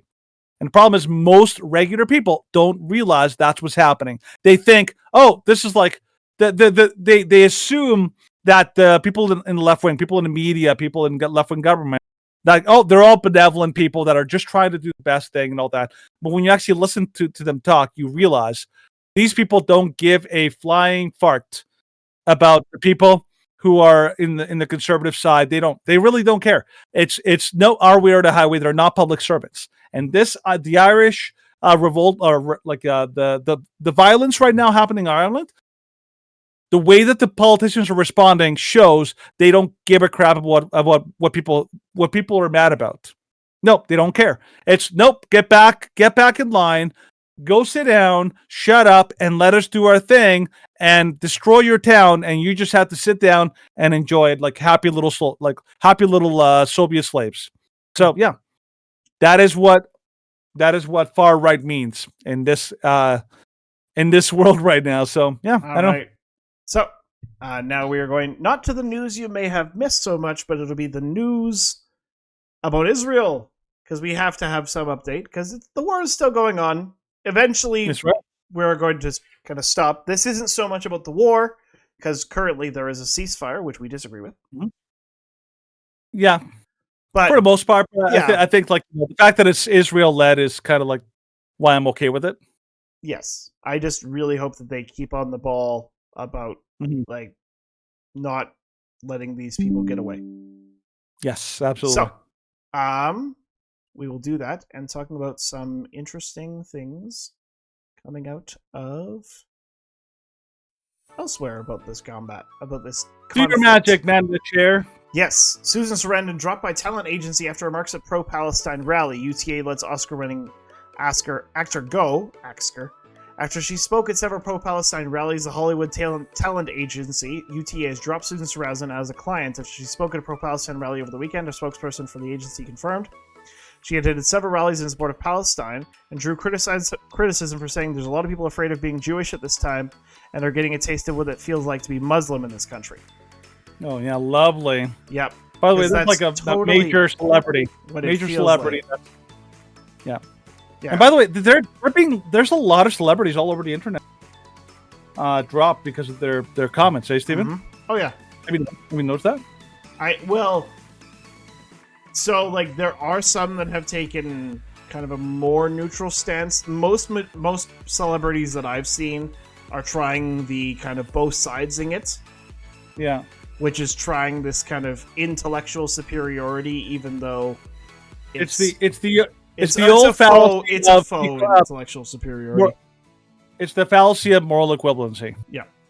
It's a false equivalence fallacy, which basically you're trying to like make it sound like they're both like, for example, a really simple example is trying to say, oh, Israel, like Hamas lies, but so does Israel. I'm like, there is a massive difference in the way that Israel presents information and the way that Hamas presents their information. Yeah. They are nowhere near the close, but like it's like, oh, it's too complicated. I'm like, you're just an idiot. Sorry. Yep. No, you just don't want to look into it. It was funny because one of my coworker, I told him that he got mentioned. As you should be, Patriot Concierge. You should be very confused. I like to keep you confused. It's super. Need the chaos to be distracted. They have no moral clarity when it comes to like the issues that actually require a little moral clarity. It's like, oh, too complicated. Well, what about like the way that gay people are mistreating Christians? Like, nope, Christians are evil, and as the gay people are always the good guys. Like, white, it's black and white, man, black and white. Yeah, always the way. Yep. And then from the Gateway Pundit, pro-Hamas protesters blocked Macy's Thanksgiving Day parade. So this was from this morning. Even as Israel has agreed to a humanitarian ceasefire in Gaza to facilitate a ransom deal with Hamas for the release of some of the hostages, Pro-Hamas protesters in New York staged a blockade of the Macy's Thanksgiving Day Parade. Some of the protesters reportedly glued their hands to the street. The blockade followed a float featuring a Palestinian flag being displayed by the Mashpee Wampanoag tribe of Massachusetts, and protesters in the reviewing stands holding up banners. So this is them in the center of the street, and we'll see if we can see a video of what they had in some of their flags. So. Oh, here we go. Here we go. Wampanoag powwow princess Janaea, precious healing star Perry. Janaea is also joined by members of the Mashpee That's quite the name. Youth Ambassadors. As ambassadors, they strive to defend the rights of nature and to preserve clean water. Okay, so that's just the one person, and this is the sitting.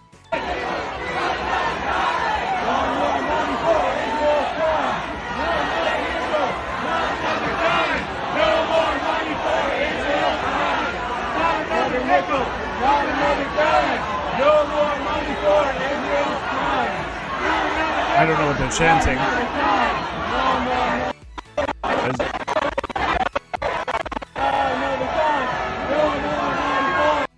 Okay, well, don't know what they're chanting because it's hard to tell, and I don't know what their banner says, but it's probably, as the article indicates, that it is fairly pro-Hamas. So, and it seems as though they had a lot of their supporters lined up on either side of the road to support their kind of delinquents and terroristic messaging. So, this is what people do.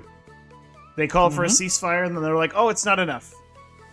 It's like, well, yeah, we knew it wasn't going to be enough. We knew that the call for the ceasefire was just to put the pressure off Hamas, and now the next goal is going to be, oh, Israel has to leave. And it's like, okay, well, first they have to leave Gaza, and then they have to leave this area, and then, oh, yes, well, no, what we were calling for in the first place, from the river to the sea, is going to be, well, we just want the absolution and the removal of the state of Israel. I think the problem is that, so IPA Lot kind of touched on it in the comments. He said that, so he said one area where the British imperialism promised the same land to two different groups, to another area where British imperialism promised the same area to two different factions. It's like, almost like that causes problems. I'm like, absolutely. Here's the problem is that I think, okay, I really agree with Ben Shapiro and his take on this. The problem here in the West, when it comes to the Israeli-Palestinian conflict, the big problem is that we have a profound misunderstanding of what is going on. Why we misdiagnose the problem. We think that this is a land dispute. No. That is what most people in the West think. Oh, it's a land dispute. If we can only solve the land dispute issue, then that would solve the problem. But that is a massive misunderstanding. It's a massive of what oversimplification of the problem. Yes, the problem is first of all, because the West is extremely secular. They believe that this is a secular issue. Oh, they just want peace. Oh, they just want land. No, this is a religious conflict, and that's something that people in the West can't wrap their heads around.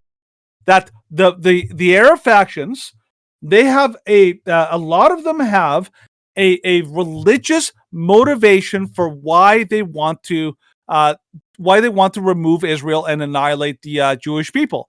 There's a religious motivation behind a lot of their actions. A lot of these groups, Hamas, Hezbollah, Iran, they have a religious. This is a religious war that they're actually fighting. Secondly, there's a lot of historical hatred. This is almost like tribal warfare, whereas one tribe is against the other tribe, and it's just a lot of anger over the things. Do you think that the Palestinians would be satisfied if they got their own chunk of land? No. Anytime you see Israel gives up land, anytime in the history of this conflict, it never resolves their issue because they just want what the Arab nations and a lot of the Muslim nations. They're either meh on the conflict or they're very extremely zealous about the conflict. Is the ultimate solution that they want? A lot of them want. They want Israel out of the Middle East. They want the country to cease to exist from the Middle East. And a lot of them want Jews to be eliminated, period. That is their stated objective. So it's a misdiagnosis of what's really going on there. That's part of the issue why a lot of the people in the West are sadly incredibly ignorant about what's actually happening. That's how you can explain the insane, like the lunatic leftists who are like crazy gender individuals with crazy makeup and all that, saying like, I stand with Palestine. I'm like, they would kill you in a second if they got a hold of you, man. Come on. So the misdiagnosis, that's what's going on over there. Yep. Okay. Agreed? Sure. Agreed. Sure.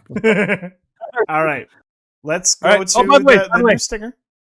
By the way, we have a new stinger for this is a segment we've been doing for a long time. It's a good one. Let me know what you think. I created it this morning. All right. So you weren't expecting this. Oh yeah. Okay. Excellent. It's interesting. I'll give it that. It's definitely interesting. Okay. I think the only part I need to change is the "oh yeah." I was trying to find something that said like "my hero," but I don't know. I can't find it here. I don't know something. Article up. Well, this is the weekly exposure. The weekly exposure. So from Redux, trans-identified male who threatened to kill, rape children indicted following a school shooting plot. Trans-identified male has been indicted on 14 felony counts following sinister threats to commit a school shooting and murder children on behalf of the trans community. Alexia Willie, born Jason Lee Willie, also promised to rape young girls at public restrooms in retaliation for transphobia. Willie was arrested. Stephen, yes? all trans people, don't you know that all trans people are victims and they're all the good guys? Yeah, always. It's not this person's fault. It's the rule. They're just doing their duty. Yep, it's just the natural recourse of someone who is a victim. They have to kill everyone who disagrees with them. Yep. So brave, so bold. Yes. So he was arrested on August 14th in Perry County after the Springfield area FBI intercepted a live stream on social media they deemed suspicious. In the stream, an individual later identified as Willie was seen making a number of disturbing threats towards schools and local children, specifically indicating there were plots in progress to commit a school shooting, even though no single institution was named. Court records filed on November 7th now reveal the extent of the threats Willie had made during the live stream, wherein he threatened to rape young girls in bathroom facilities in addition to carrying out a copycat killing of the horrific March shooting at the Covenant School in Nashville, Tennessee. During that incident, a trans-identified female left 6 dead, 3 of whom were children aged 9. So yeah, just fantastic. But this is the kind of rhetoric that is created when you say that there is a mass influx or a mass rise in violence against trans people and violence because people are trans, and saying that, oh, if you are the ultimate victims and everyone is out to get you. No. Disagree, and I said this actually in the Twitter space that I was in last night. Disagreeing with someone is not inherently judgmentalism. No. Like, it's attributed as judgmentalism by the left because they're like, oh, like, you're just being pretentious and judgmental. And it's like, well, no, we're making a judgment call based on inherent, like, moral frameworks of right and wrong. But that does not mean that simply because I disagree with you, that I am better than you by any extent. Because we're all fallen, we're all broken people. Yep. We just know what the truth is. And we'd be happy to have a conversation with you and guide you towards truth and justice and morality and virtue. But if you're simply going to say, by disagreeing, by having a difference of opinion, by not accepting your quote-unquote truth as reality, that we are committing this grave crime against you, then we're not going to reach common ground, because all you want to do is silence opposition. And eventually, when you get to the point of silencing opposition, when you cannot silence their voices, eventually you want to silence your opposition permanently. A lot of the so Dennis Prager talked about this. Like, one of the things he truly dislikes about leftism is leftism. Leftism creates people who are inherently selfish and who are inherently that it makes like regular people into evil people because it incentivizes and rewards the worst behavior that mankind has. So, for example, the idea is intolerance. You can be intolerant against people that you dislike or hate, and you're rewarded and you're affirmed and you're told, yes, it's a good thing that you hate those people. It's a good thing that, and so if you yell at them and scream at them and punch them in the face, that's a good thing. You're a good person for doing so. You're a hero. This is the way they're incentivized to do it. And I met many people who are either gay or transgender. I find that it's more intense on the transgender side because of the because these people are very what do you call it?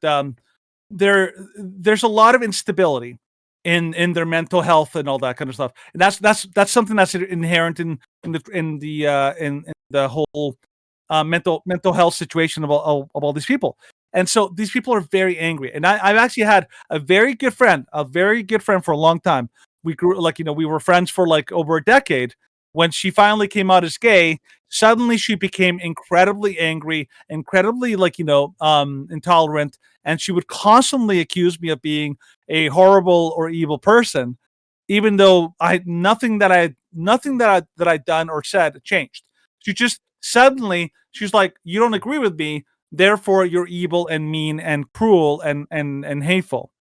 It's a toxic kind of like a mentality, that. So when we say that that these people are, one of the things that we always try to and this is like across the board, we always say we always have to try to help people with mental health issues, right? A lot of shootings in the States, in Canada, a lot of them were done by people with mental health issues, right? The problem is that if the person has mental health issues and they also happen to have a condition like transgenderism, then they are not going to receive any any help with their health condition, because they're going to be treated differently by the medical community. And hence a lot of these people are only affirmed in the very behaviors and the very comorbidities that they have. And so, you have to be careful out there. It's getting bad, and a lot of these people are encouraged to be mean-spirited and cruel, which really is too bad. Yeah. But let's finish up on a good note. Let's finish off with a good note, and then we can sort of address the questions and maybe finish off with trying to see if I can set up some sort of Twitter space for like 5 minutes just to get it running. We'll see if we can get it running. If not, it is. Well, but at least it'll be the green screen of death at the end of the show. So, from the Daily Wire. State abortion bans results in 32,000 more babies born a year, research shows. Births have increased in every state with an abortion ban. Woo! New state abortion bans are resulting in tens of thousands more babies being born per year. A new analysis of the data shows around 32,000 more babies were born per year due to the state abortion bans enacted since Roe v. Wade was overturned, according to analysis published Friday. Roe v. Wade, the landmark 1973 Supreme Court decision that legalized abortion nationwide, was overturned in June last year. And so between a fifth and a fourth of women living in the 14 states with abortion bans who otherwise may have gotten an abortion did not get one. Data from the first 6 months of the year shows an average of 2.3% more babies were born in states with abortion bans compared to states without bans, the analysis shows. Nationwide, however, the number of legal abortions has remained about the same, even increased slightly since the Supreme Court decision last year. This is likely due to new clinics opening up in states without bans and the new ways to order abortion pills online, which thankfully the courts are trying to fight. Groups that saw the biggest increase in births were women in their 20s, Black women, and Hispanic women. These groups tend to be less able to afford to travel out of state for an abortion, the researchers said, more likely to seek abortions. Driving distances to abortion clinics had a significant effect. The greater the increase in the driving distance, the bigger the spike in the birth rate. So Texas saw a 5.1% spike compared to states with similar birth trends that did not pass an abortion ban. Another thing that another unintended advantage of these bans, or these abortion bans, and this is the one thing that always flies under the radar, is that in cases of abuse where a child has been abused by let's say an uncle or somebody else, you can't cover those up anymore. That was one thing that I remember finding out. One major category of abortions was usually girls in their teens who were driven by either their abuser or their uncle or their stepdad to an abortion clinic to hide the pregnancy in order to avoid getting caught or like busted for having done their thing. And that only works if you have a local abortion clinic. You can't actually take a child out of state without the parents' knowledge to get an abortion. That's not something you can do. That's only something you can do locally. So that's one area where like there's less like young girls and probably like a lot less men who are willing to take that risk because they're like, oh, I can't get away with it this time anymore. So like these are like the little unintended consequences that people don't think about. That abortion gives abusers the ability to get away with their crimes. That's one thing people don't think about. They always use the example of like, oh, that poor little 14, 13-year-old girl who can't get an abortion. I'm like, well, what about the 13 or 14-year-old girl who got abused by their abuser and the abuser never got charged because they can hide the consequence of the rape by getting the girl to have like an abortion in secret. Which, by the way, that was a feature, basically something that was highlighted by groups like LifeSite News and other places like that. So just remember, like the abortion hurts a lot more than just the baby. It also hurts a lot of women everywhere. I won't take their kids. Care of their kids now being born. Great, good job, SCOTUS. Well, one thing is that believe it or not, I remember hearing a stat. There are twice as many people waiting to adopt than there are babies being born. So the idea is that there's not a shortage of people willing to adopt children that are born. The idea that all of these children will end up in orphanages is actually not true. Mm-hmm. Most of the children that end up in like social care and orphanages or social homes are usually children who were either abandoned by pre-existing parents or who were part of or abused by parents, not children who are born and who can't find a good home. That's actually a smaller percentage of the children. So a lot of these ideas of like the harms that are done without abortion are usually based on mistruths or myths or a lot of propaganda that's laid out by the abortion industry. In reality, most of the states that have these abortion bans have actually invested a ton of money in providing resources and assistance to women who do have their babies. And their stats showing that a very large proportion of women who end up having their babies don't end up regretting it after they have them. They're actually quite glad that they had them. Usually what happens is abortion industries tend to prey on women who are scared and panicked and who are who feel like they have no other option. So if you take the money that you were going to throw into abortion and invest that money into providing support for the women who are in a tough position, then you're actually going to have a lot of the supports that are actually going to help women who want to have their babies.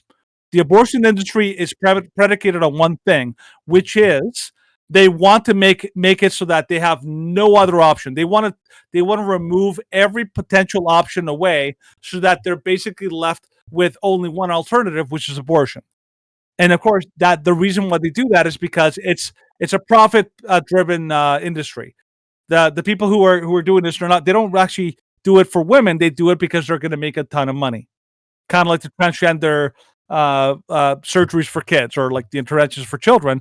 They're doing it not because they're benevolent to care about kids, but they're doing it because there's a lot of money in it. And whenever there's a lot of money in a specific industry, you have to really wonder, is it really because we care about women or is it because we care about the money? So if the abortion industry, I'd be shocked if the abortion industry ever started offering all of their services free. No. Because if they really were benevolent, they do that. No, but it's a money-making industry. So, yeah.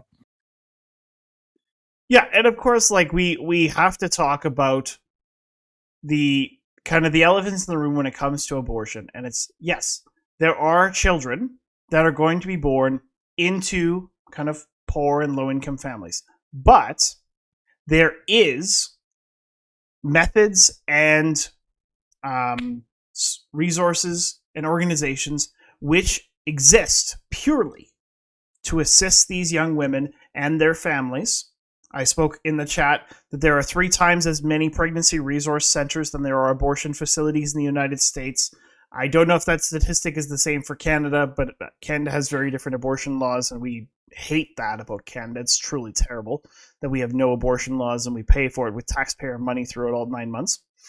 But it should also be said that there are organizations which, of course, promote things like adoption. You're not always going to have the ability to raise it yourself, and we accept that. It's a very difficult decision to choose to give your child up for adoption, but it's also one that is responsible. No, I'm not saying the taxpayer should be held responsible. No, I'm not saying that at all.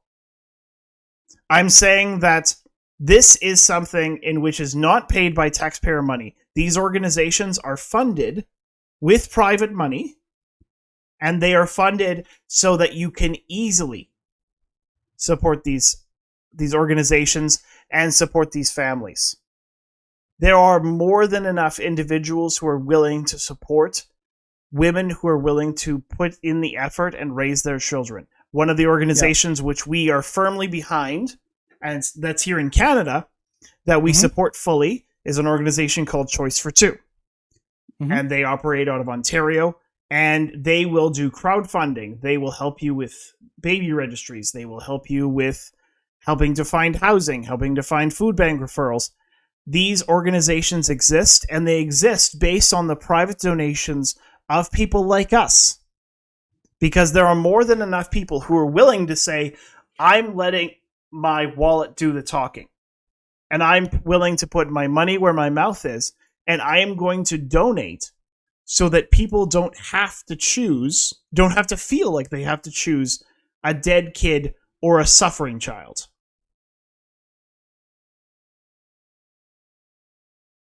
So IPA is saying that, of course, that it's going to eventually go into social spending. And in some cases, maybe. But that's why we have to encourage these people to grow up in the best situations that they can.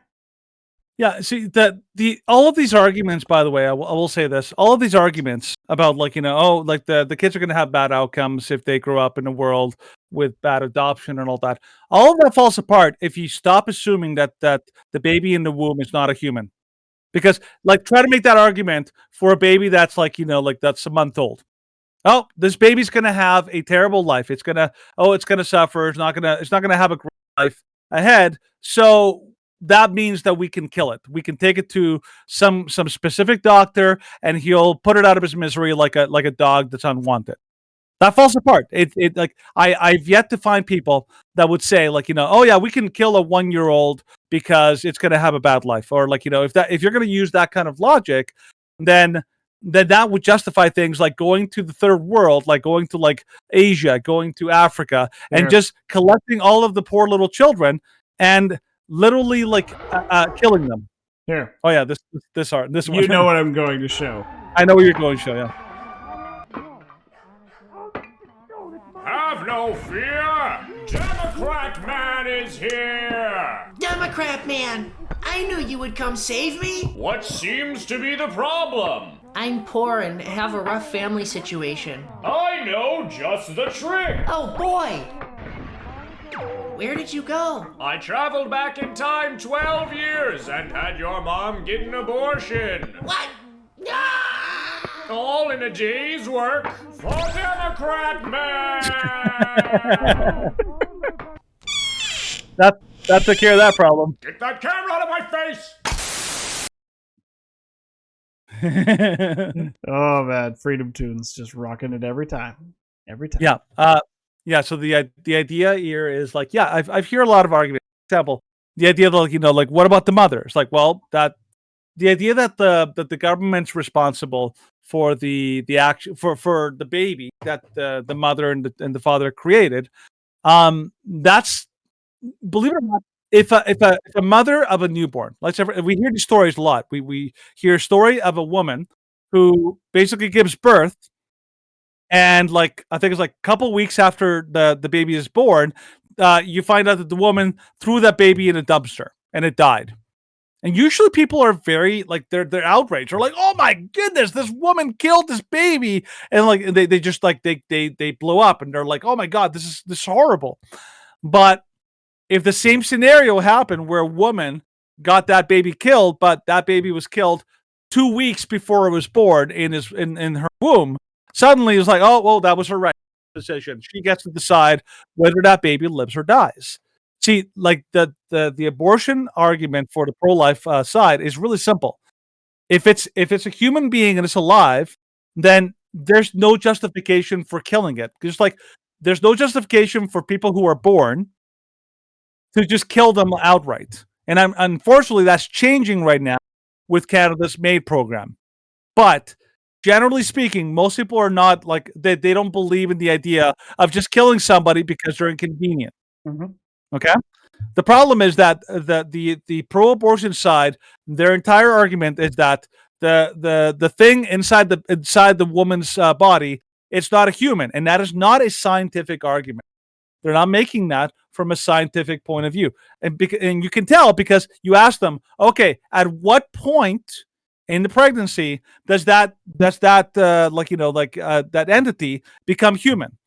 And they can never tell you. They can never pick a spot, which means that they're using subjective, like arbitrary, standards. They're not using scientific standards, and because they refuse to just like to pick a side or to pick a moment, that means that they're just choosing whatever is most convenient for them. Because ultimately, what's happening is they just want the convenience of being able to get rid of something that's going to change their life fundamentally. And that is the problem with that is that you're dehumanizing a human being, okay? Because from the moment that baby is conceived, that is a different organism with different DNA than their parents, and that is not going to be a human. It is a human. It's already a human being in the earliest stages of development. Mm-hmm. So you may feel less icky about intentionally going in and killing something that is like a month old than feeling more icky about killing something that's like 9 months old. That is the problem with the pro-choice side, is that as long as we can dehumanize it, then we can justify removing it or killing it, and it's a way of solving people's consciences. That's what the problem here is. Yeah, no, I believe with Eric Anomaly, yeah. The act of procreation is... The problem is that people want to act like they don't want the consequences of sex. They want the benefits and the pleasure of sex without the consequences. And to many people, abortion is basically their last resort for birth control. It's really what it is. A lot of people treat abortion like birth control. They do. When it is something that's already... it's already born, or it's already a baby. You're already a parent. That's why I don't like to call these the people who have abortions. I don't like to call them women. I call them mothers, because they're already a mother. Not going to be a mother. They're a mother already. Theoretical concept, but yes. Mm-hmm. Yeah, absolutely. Yeah. I think they decided that was more of a discussion about potential gay gene, which of course any research has been thoroughly debunked on that one. But yeah, yes, the gay gene. They're like, oh yeah, no, so it's a human being now, because you can't. It's like, oh crap, which altar do we worship at more? The altar of the LGBTQ or the altar of abortion? And the altar of abortion, well, at present it makes them more money, but the kind of gender therapy and sex assignment and all these things has the potential to make them many, many times more. Mm-hmm. Just because of the individual cost and with the potential of it being taxpayer funded like it is here in Canada. Imagine, okay, one good argument I heard from Bill Chris. Imagine for a second, I come to you and I make you this offer. I'm going to offer you the opportunity to become dependent on the medical, the medical system to keep you alive for the rest of your life. Imagine I came to you and offered you, be like, you know what? I'm going to offer you to be basically a medical patient for life, where you constantly have to have medical interventions and really expensive treatments to keep you alive for the rest of your life. Does that sound like a good deal to you? And I'm guessing most people will be like, no, that's what are you talking about? Yeah, I want to be basically a medical patient for life. Like that's what they're doing to these kids, because once you go through all of the procedures and things in order to become the Frankenstein monster that they're turning these poor children into, is they basically are medical patients for life. And that's part of the reason why they love this, because they're going to basically make bank on you for life, because you have to take antibiotics, you have to take all these chemicals to keep your body from basically destroying itself because of all the things that they've done to you. It's like, well, now you're stuck. You're stuck. You're totally 100% dependent on the medical system to keep you alive. It's like I know people who have diabetes. Yep. And guess what? When they have diabetes, you have to constantly have insulin to keep you alive. And that's basically being a medical patient for life, because you're dependent on diabetes or on insulin to keep you alive. That's what they're doing to these children when they're young, because as soon as they turn into young adults, guess what? They now have to have prescriptions and pills for the rest of their lives, because they're now dependent on the medical system to keep them alive. It's pretty brutal. All right. So actually, interesting little question there. So latest statement by IPA. Do you think, is that a biological statement or is that more of a metaphysical statement? Because biologically, that is an unprovable point.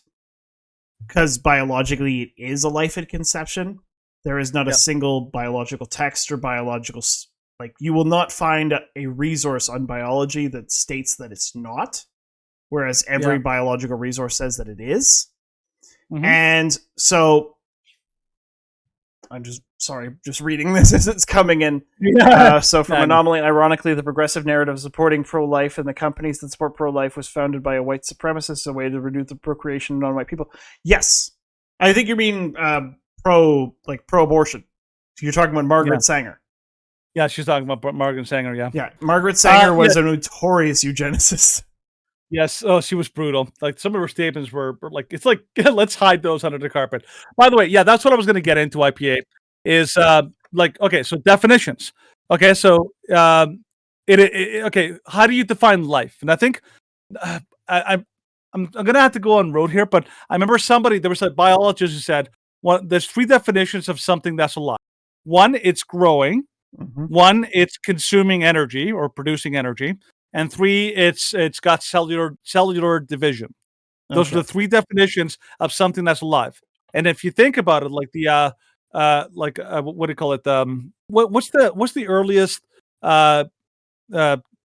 what's the term, Stephen, for the earliest stage of development? It's is it a blastoid or zygote?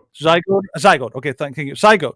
A zygote is a very, very small bunch of cells. Okay, a very, very small amount of cells that are at the very beginning. But here's the thing: is it alive? Yes, that's undeniable. It is alive because it's growing, it's producing energy, and it's doing cellular division. Okay, so it is alive. Then the second question you ask, okay, it's undeniable that it's alive. Then the second question is, what is it? And there's a reason why this is important, because then you have to define what kind of alive or life is it. So, for example, is it wrong to remove a kidney? No, because a kidney is part of your body. It's, if you could define what is a kidney based on the type of cells and all that kind of stuff, a kidney is a part of the body. Why? Because it has the same DNA as the entity that you're removing it from. Okay. However, the actual the cellular system, you're talking as the actual zygote, has totally different DNA. That means it is a different entity, and it's human DNA, which means it is another being in the earliest stages of development. It is not the same being. That's why it is logically consistent to say you can remove a parasite from a body and it's not considered murder, because a parasite, what is it? What kind of being is it? It's usually like a kind of like a worm or something like that, a parasite. And so we don't see any moral qualms about killing a worm or killing something that's just an animal. But we consider life, or a human life, to be sacred, which means you can't just kill an innocent human being on purpose. That's called murder.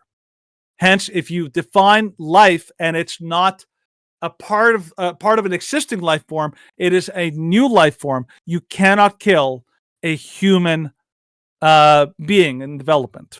That is why it is logically consistent to consider a developing human in the earliest stages of development to be murder, because you are intentionally killing something that is a human being in early development. That's right. A parasite is a foreign organism, but that's yet to define what kind of organism is it. Is it human? If it was a foreign human organism, then you can't kill it.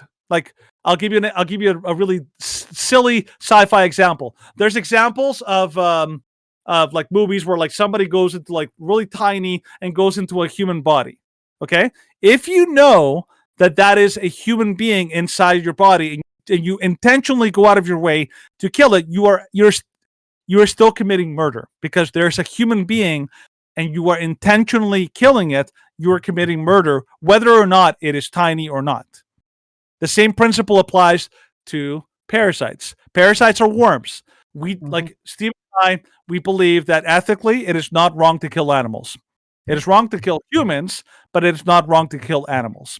At least, and so because like there is a level. Like if you're just going around and you're just killing animals willy-nilly, just for fun, then that would. But for hunting, for different reasons, like that's there's wrong for there's a different. lot. It's a lot easier to justify the killing of an animal.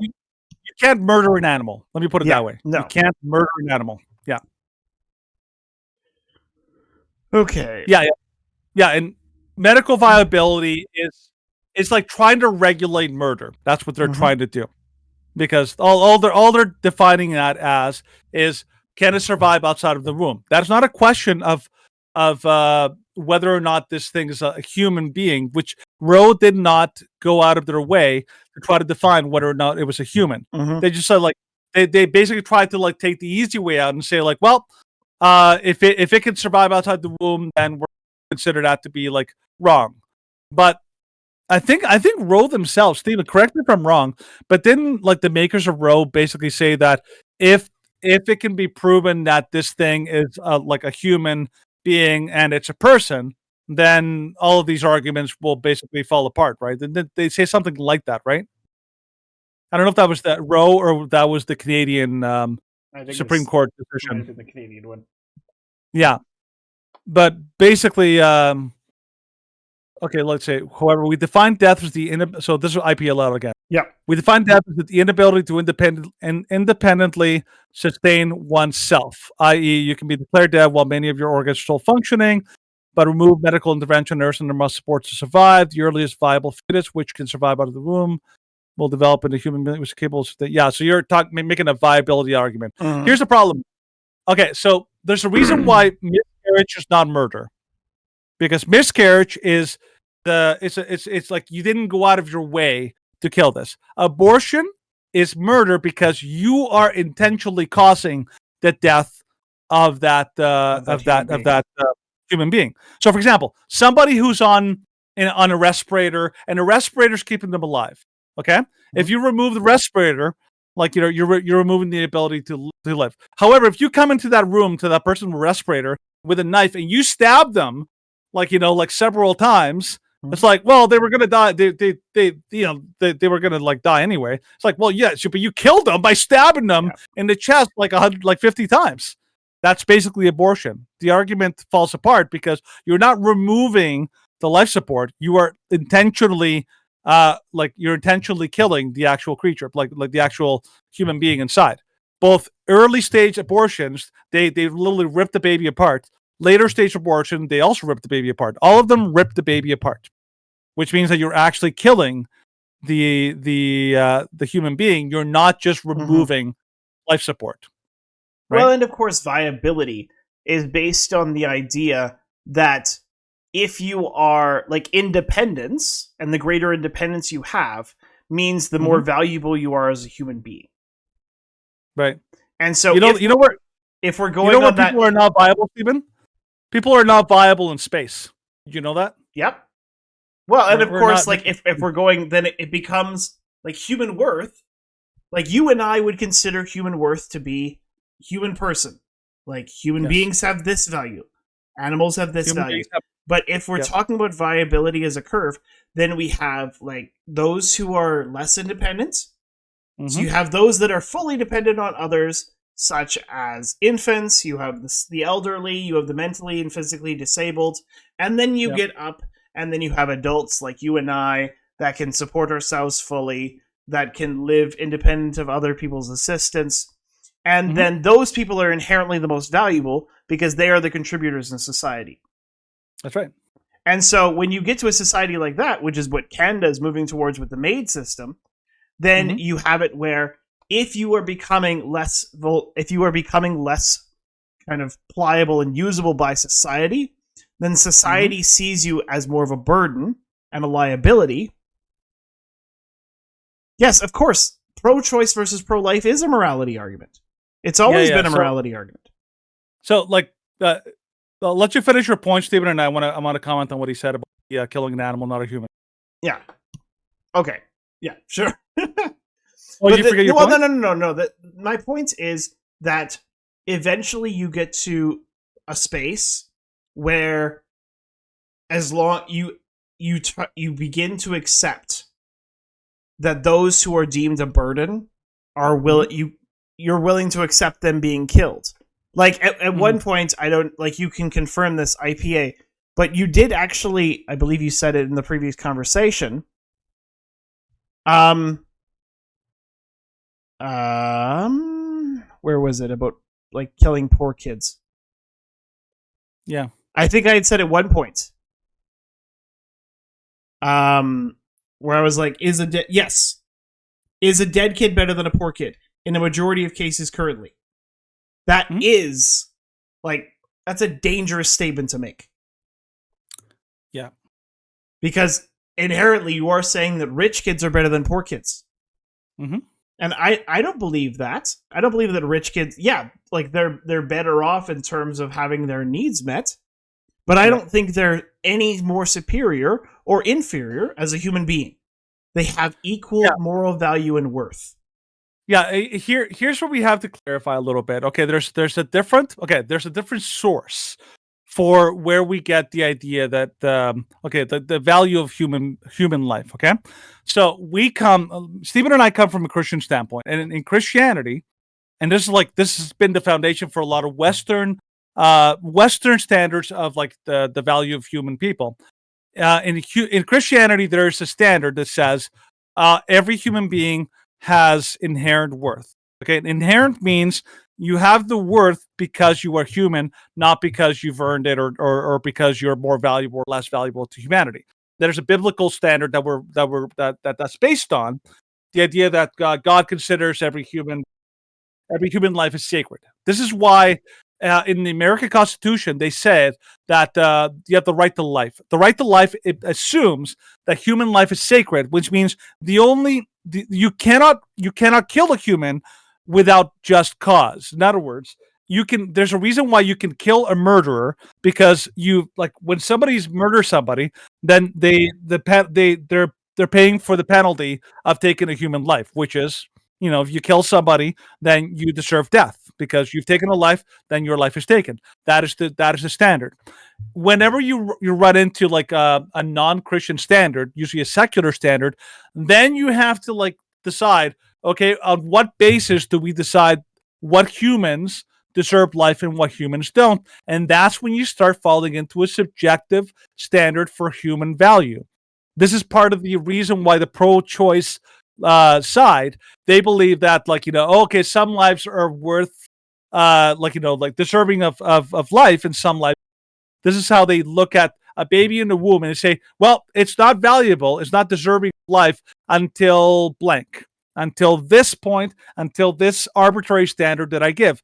And the problem with that is that then it becomes the standard is basically the power. It's basically decided by the majority, but by those in power, by those who have the most strength. This is basically morality by force.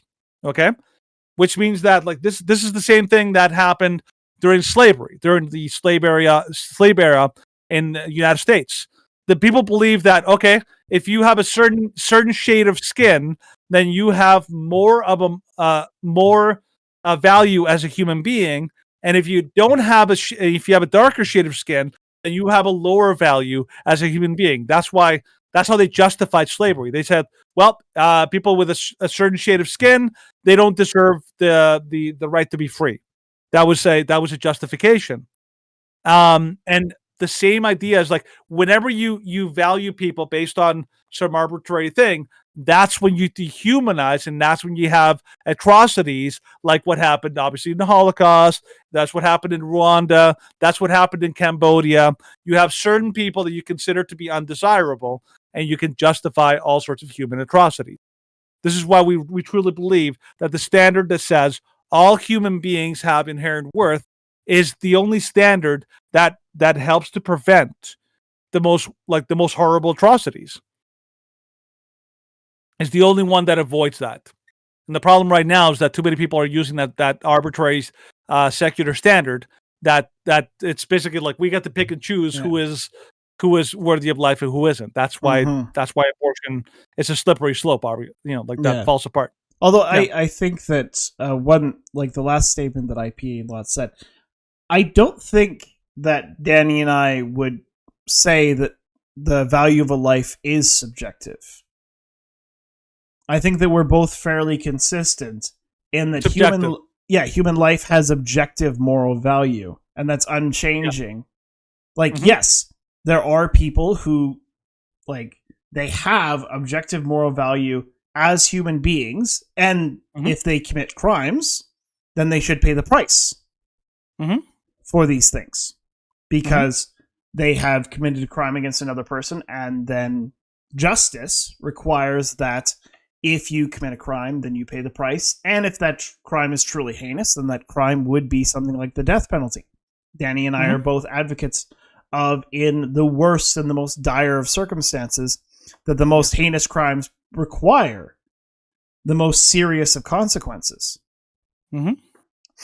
And so we will institute, and we will concretely say that to us, coming from objective moral framework grounded in religious principle beliefs and the ideology of valuing all human life as equal and intrinsically worthy in the eyes of God, that there isn't kind of this human life has value, and this human life has value, and this human life has value, and they're all at different spots based on how we feel about them. Yes, there is going to be a different priority to us of not that whether they have more value, but of different importance. Like for Danny and I, I really doubt you would criticize me if I place the importance of my children's lives over yours. Oh, absolutely not. Because that's not to say that your life is less valuable than theirs. That's not a value statement. That's more of a priority statement. Yeah, exactly. It's a priority statement. And so we would, like, some people would say that. They're like, oh, like when we're talking about the common pro-abortion argument of the burning building. Yep. And they're like, oh, like you would save this. And it's like, well, it depends. Like, if you had, like, I commonly answer this, and they're like, oh, would you save 1,000 zygotes, or would you save 5 living people? And it's like, well, again, that's a priority. And it's a priority statement, not a value argument. Like, if I would hope that I would choose the 1,000 zygotes because those are 1,000 human beings. But I would struggle to choose the zygotes if those children, if the 5 human beings were my 4 children and my wife. I would struggle with that because it's a moral conundrum, because those 5 lives are the most important to me as a priorities. As for priorities in terms of my personal life, those 5 people are the most important, and I would struggle to choose anyone else over them. And it's not a value statement of the human lives, but it's entirely a priority statement of the personal worth and value to me. Yeah. So the default. Okay. So when we try to define objective versus subjective, we need to really define our terms. Subjective means it can change based on the person and the person's preferences. However, objective is always true no matter what the circumstances or conditions are. So the objective standard that Stephen and I go by is really simple. All human beings, nobody has a right to kill a human being without just cause. That is the standard. Okay?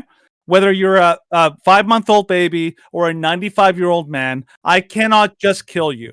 Okay? Without just cause. So, for example, if you're going to kill a 5-month-old baby, but because he has some horrible condition that's going to basically make him, he's going to die in a couple days anyway. He's suffering horribly.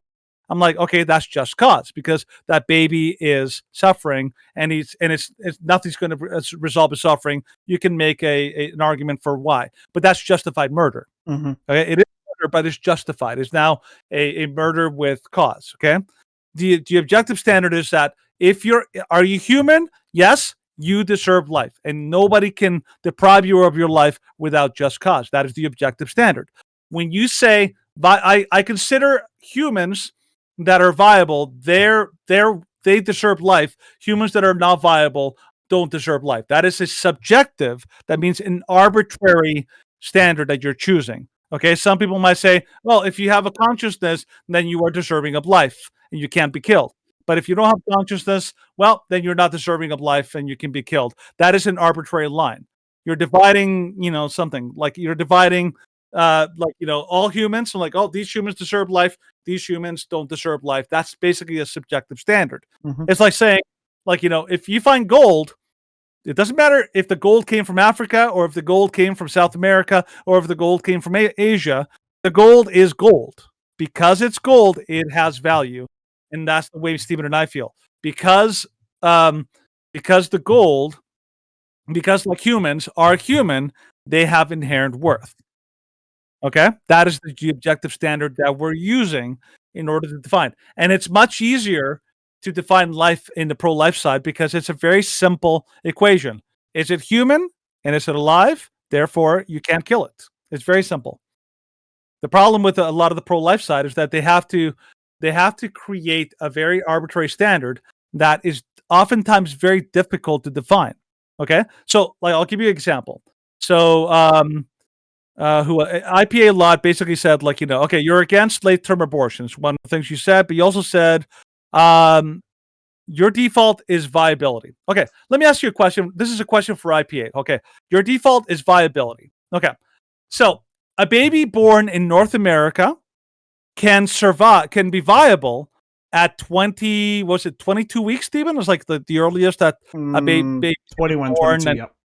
21, 22. Okay, so in North America, in areas with the best possible medical system with NICUs and all that, that baby can absolutely survive at 22 weeks. Let's say 22 weeks. To put that out there. Okay, but a baby born in India, in rural India, who does not have access to that, a baby at 22 weeks is not viable because they don't have the ability to get the health care. So maybe that the most viable that they might be is at the 8 or 9 months. Does that mean that the baby in North America has inherent worth at 22 weeks, but the baby in India only has inherent worth at 40 weeks? See, you see, this standard suddenly falls apart when you talk about the viability, because the viability is based on access, whether or not that baby you're able to get the actual access to get that baby, right? And so that's a major flaw in the idea of viability. The idea that it's more a baby in North America is valuable in India or a baby in Africa, right? It totally falls apart. Well, and like I said, it will create inevitably that will create a sliding scale of value. Now, to address kind of generic anomalies point about. Oh, did we cover this already? No, I did cover it a little bit. I'm not sure if you kind of heard my explanation of this. So what you're explaining is the kind of burning IVF clinic. Yeah. It's a fairly common one, but more so I disagree with one of the words they're using. Emotionally and visually, you will choose the child because you have an emotional connection and you have a visual connection. Yes, it is much harder to establish these connections, especially an emotional one, with something that you cannot see. It is a lot harder, like Danny and I.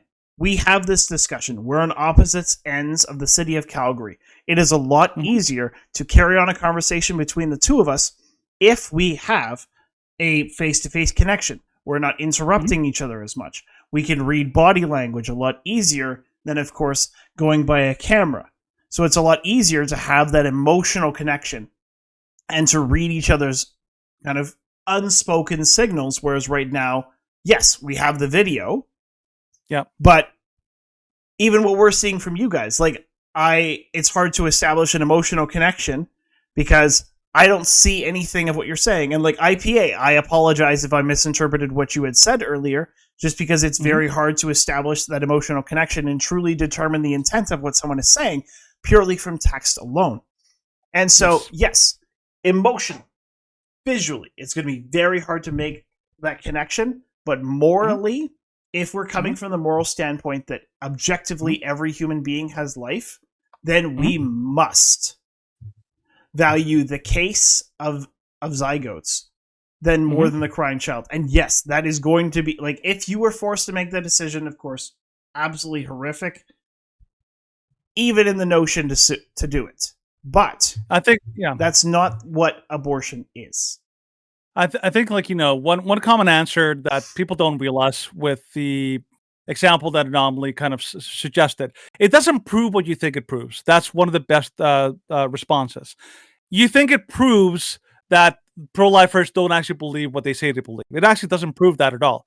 Because what happens is you're creating an artificial crisis, right? And you're thinking that, let's say, for example, let me give you like the same example with different things. Let's say, for example, the example is the lab is on fire. I hear a girl is crying on the second floor and a boy is crying on the first floor. Okay, who am I going to rescue? And if I can only save one of them, well, I don't know. If I go and rescue the boy, does that mean I only care about boys?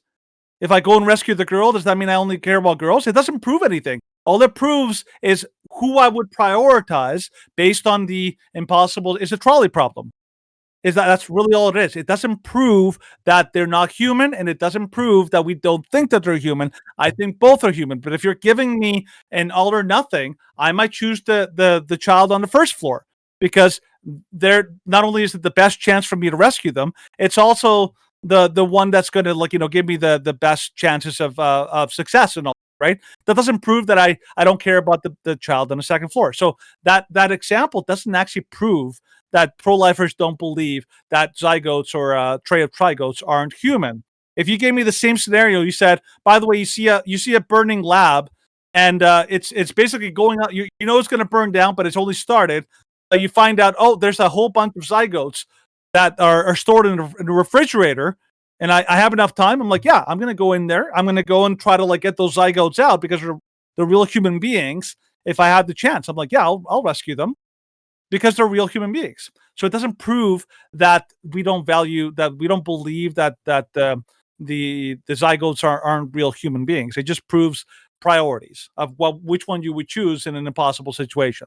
So it doesn't actually. It's not a good argument against the pro-life side. People think it's like the ultimate gotcha, but it's actually not. Mm-hmm. It's a very poor argument. And by the way, I pay a lot. Just let me close to this. Do I believe that that like we want the world to have access to medical care? Yes. I don't believe the socialized medical care is the best option. I do believe that we want medical care everywhere. Yeah. But this isn't an either or. This is a both end. We want children to live and we want access to medical care. Yeah. It's not an either or. It's both end for us. Yes, and of course, in response to pay for your concierge, I am not trying to say that the elderly person does not have worth or value. I'm saying that if that person, like, I'm not going to argue against it if someone wants to prolong the life and encourage the elderly person to have a chance at survival. I say all for it. Yeah. But I'm saying that there is a lot less morally, there is fewer moral consequences and moral dilemmas when you have a person who is struggling with physical health and you make the choice to let them die naturally. Yes. Than to purposely kill them. Yes. Because letting them die naturally, that is letting nature take its course.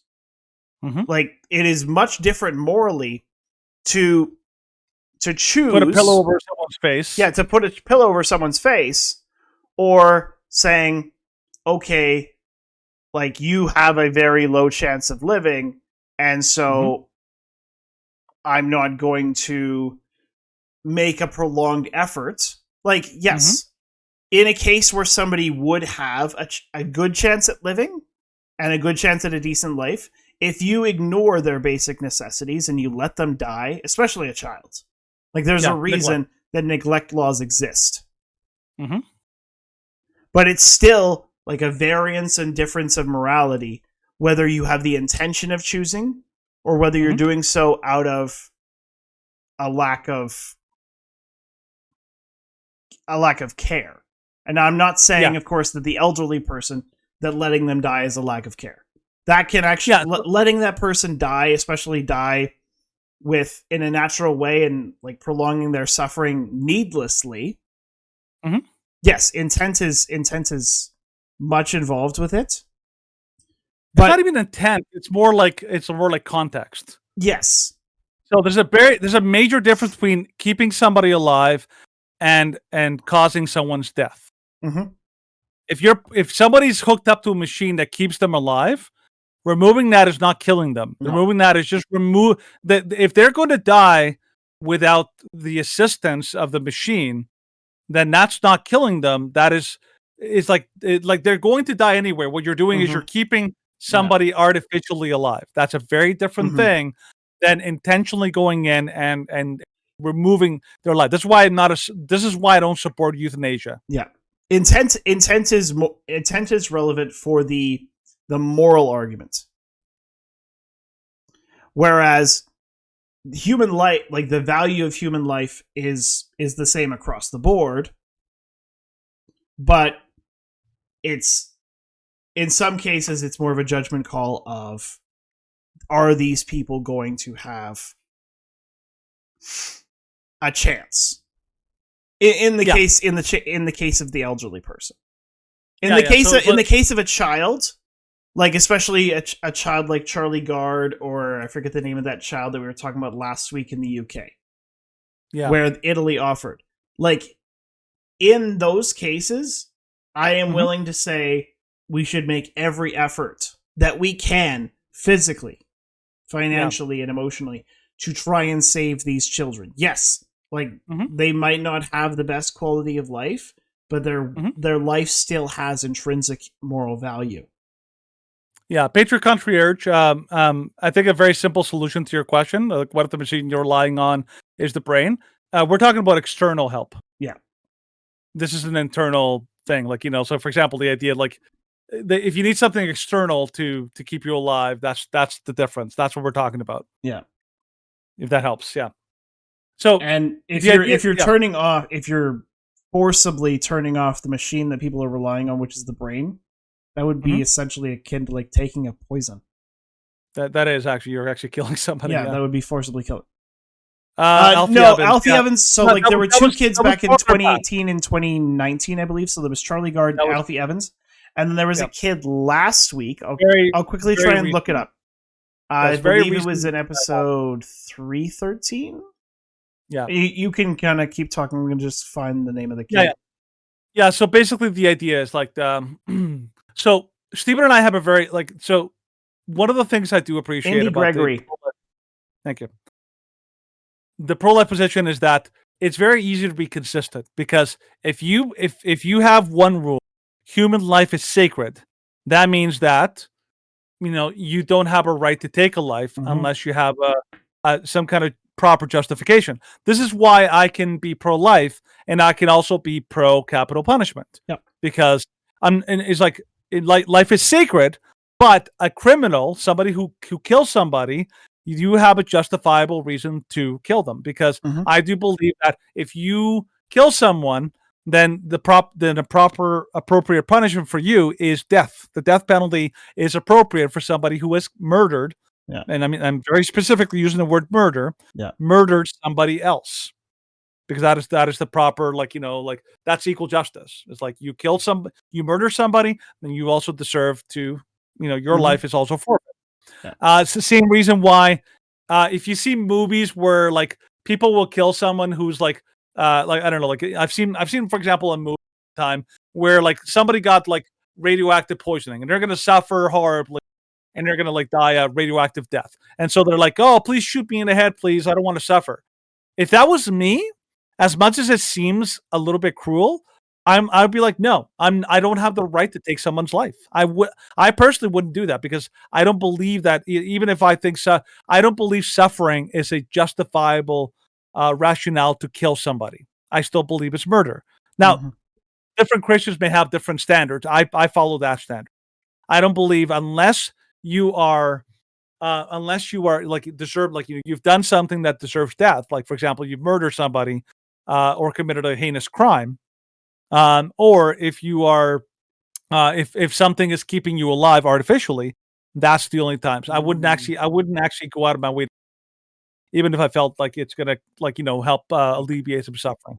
That's my standard. Yeah. Stephen, what's your? So you want to talk about that the case? No. I would love to talk about these things. I think we have to come to the realization at this point. Now it is 11:05 Mountain Time. Yes. I have to be at work at 5 a.m. Mountain Time, and so I still have to go to bed, and then of course get up and go to work. So, but by the way, just a quick last note, Master Voltaire. I remember I heard that when I was growing up in sex ed, girls have to keep their legs closed. I found out it's funny, like when you learn more about sex, you realize that actually does not guarantee that you're not gonna have sex. I'm like, nope. Well, it's more of like it's the concept of it, than the actual practicality of yes, you can still have sex with someone if their legs are closed. Absolutely. I was like, I remember when I found that out, oh, well, so much for that teaching. Yes. So yeah, thank you for keep your dick in your pants. Yes. We advocate for the value and the sacredness of sex, and that it should be kept between those as Christians, those who have the covenant of marriage in between them, and that will keep the responsibility your life of both healthy. sexes. And what? Sorry. And the responsibility of both sexes. One of the things that I very simple. I'll just state it simply. If you're a man and a woman, you're both responsible for the baby, and you both have a say in whether or not the baby lives. Mm-hmm. Do you agree, Stephen? Oh yeah, both mother and father have a say about the kid. Yep, and both mother and father are responsible for the care and of that kid. Yes. So we thank you for everybody who participated in the live stream, participated in the chat. It was very lively, especially at the end. This past hour, I think that we've been discussing this topic has been a lot of fun. This is why we have this chat. This is why we have this community, and why we do this show, so that we can have these discussions so we can find people that disagree with us and we can kind of go back and forth and potentially come to some compromises in some areas and be able to unpack and rationalize arguments. That's why we exist. So if you want to check out our other content, you can check us out at YouTube, BitChute, and Rumble. And you can also check us out every Tuesday and Thursday here at Twitch and on Twitter, where we try and live stream at approximately 8 p.m. Mountain Time. You can also check us out at our text platforms at theshrewddudes.com, on Facebook, Gitter, and Twitter. And that being said, we will see everybody on Tuesday for our regularly scheduled Tuesday News Day. And Danny, oh yeah, by the way, yes, I'll sign us up. But one last note: if you guys are interested, I recommend go to like Rumble or BitChute, and you can search. We have had some shows where we specifically went through a whole bunch of pro arguments. Like we have quite a few. Just type in to the search bar "Shrewd Dudes Pro-Life" and you'll find a whole bunch of segments that we did. If you like, we went deep dives. Just look them up. Yeah. So and I did kind of think about it in my head about a way that we can do a Twitter space. And the easiest way to do it would be to have 3 co-hosts. I would have an account that I'm using on one browser, and then an account that I'm using on my phone, and then join that account, join the live stream with my phone as the host, and then have the secondary account as my co-host, and then you as a co-host, and then we can do it that way while still using our microphones and headsets without having to create an Android emulator, and we can still operate off our computers and have good quality sound and be able to kind of interact without trying to go back to our phones. Now, of course, I would still have to use my phone to authorize people to speak, but at least that's better than trying to fumble around with everything else. So I could set that up pretty easily, and I'm sure you'll figure it out. Yeah, I might have a test run of a space maybe on Saturday that I'll run and see how that works. We'll figure it out. Spaces they're fun. They're really enjoyable when you have some free time and you're just like, oh, I'll just hop on this and I'll have like a discussion without any like committed time slot. So, anyways, Danny, sign us out. All right, guys, we're the Shrewd Dudes, and as always, remind you, why be rude when you can be shrewd instead. Today is a Thursday, and our next podcast will be next Tuesday at 8 o'clock Mountain Time. That's our usual Tuesday News Day. We just covered like the news and go through it. We encourage you to come listen if as we always do our live stream. And next Thursday, Stephen, correct me if I'm wrong, but next Thursday it's our Chat Thursday. Is that correct? Yeah, it's open mic. So okay, IPA lot. We do have a Discord server that we use. We've been trying to kind of potentially move towards Twitter Spaces in terms of having the open mic, because it's a lot less hassle for other non-hosts to join Discord a space. Discord used to make it much easier, but now they're kind of making it more complicated. Well, because Discord used to make it so that you could have, we would just basically have what is it? I forget what the term is for it, where you have a whole bunch of people that are on the call in video. But, and I forget what's the term for it. It's focus or whatever it is. But apparently with OBS, which is my recording software, you cannot, if I leave Discord and to switch over to something else, like to read a chat or to do anything else in regards to the stream or reading an article, then everybody else except for me, all of their cameras disappear. And so we use a different app, really annoying, which is even more complicated to join than Discord. But it's all just like trying to find wraparounds for things that should be super simple. Yeah. But they're not. Yeah, we're trying to find ways, but we do what we can without having the ability to be like, hey, like let's just all gather together and have these discussions, which should be happening, but you can't always do it because it can be difficult to find people in your area. Mm-hmm. Yes. I do have the availability of using multiple monitors, but still I don't use Discord enough. I would use other kind of, I would use OBS as one of my monitors, and then I'd have my browser. So I would still kind of leave it so that it would have to focus. In other words, he's a little lazy. He doesn't want to. I have the capability of doing back. it. Well, no comeback. It's just so much hassle to set up every week. Oh, not every week, just for like the chat Thursday. Oh, like when we do the open mic to set up the second monitor. Exactly. It's something that I could consider trying to do. Might as well. It's only once a month. Yeah, I just have to find a way to set up the stand because my other monitor, the other monitor that I have doesn't have a stand, and it's kind of like it wobbles. Laziness. Well, that's why I wanted that like dual monitor setup. I'm tempted to actually find it. Pain in the dick option is Skype. See, we use a program called True Conference. Yeah. Danny, well, we call it Minecraft just as like a kind of a, yeah. But it is called TrueConf, and TrueConf, you can have people join, but you have to go through like a complicated setup to have it work. So I can try and set up another monitor. I would just have to. I'll see if there's a discount or a deal on like a dual monitor stand. If there is, then I could easily run two monitors at once. My you can system. do it, Steven. We believe in you. We believe in you, man. My system can easily handle it. So yeah, he does. He has a beefy computer. I do. Well, I had to build it to handle this thing because it kept like overloading my PC. It's true. We used to have so many like technical issues like at the beginning. Oh my goodness. It would be so stuttery.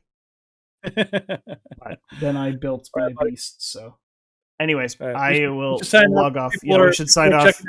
Yep. All right. So have a good night, everybody. Yeah. Good night. I am super tired. Thanks for a good chat.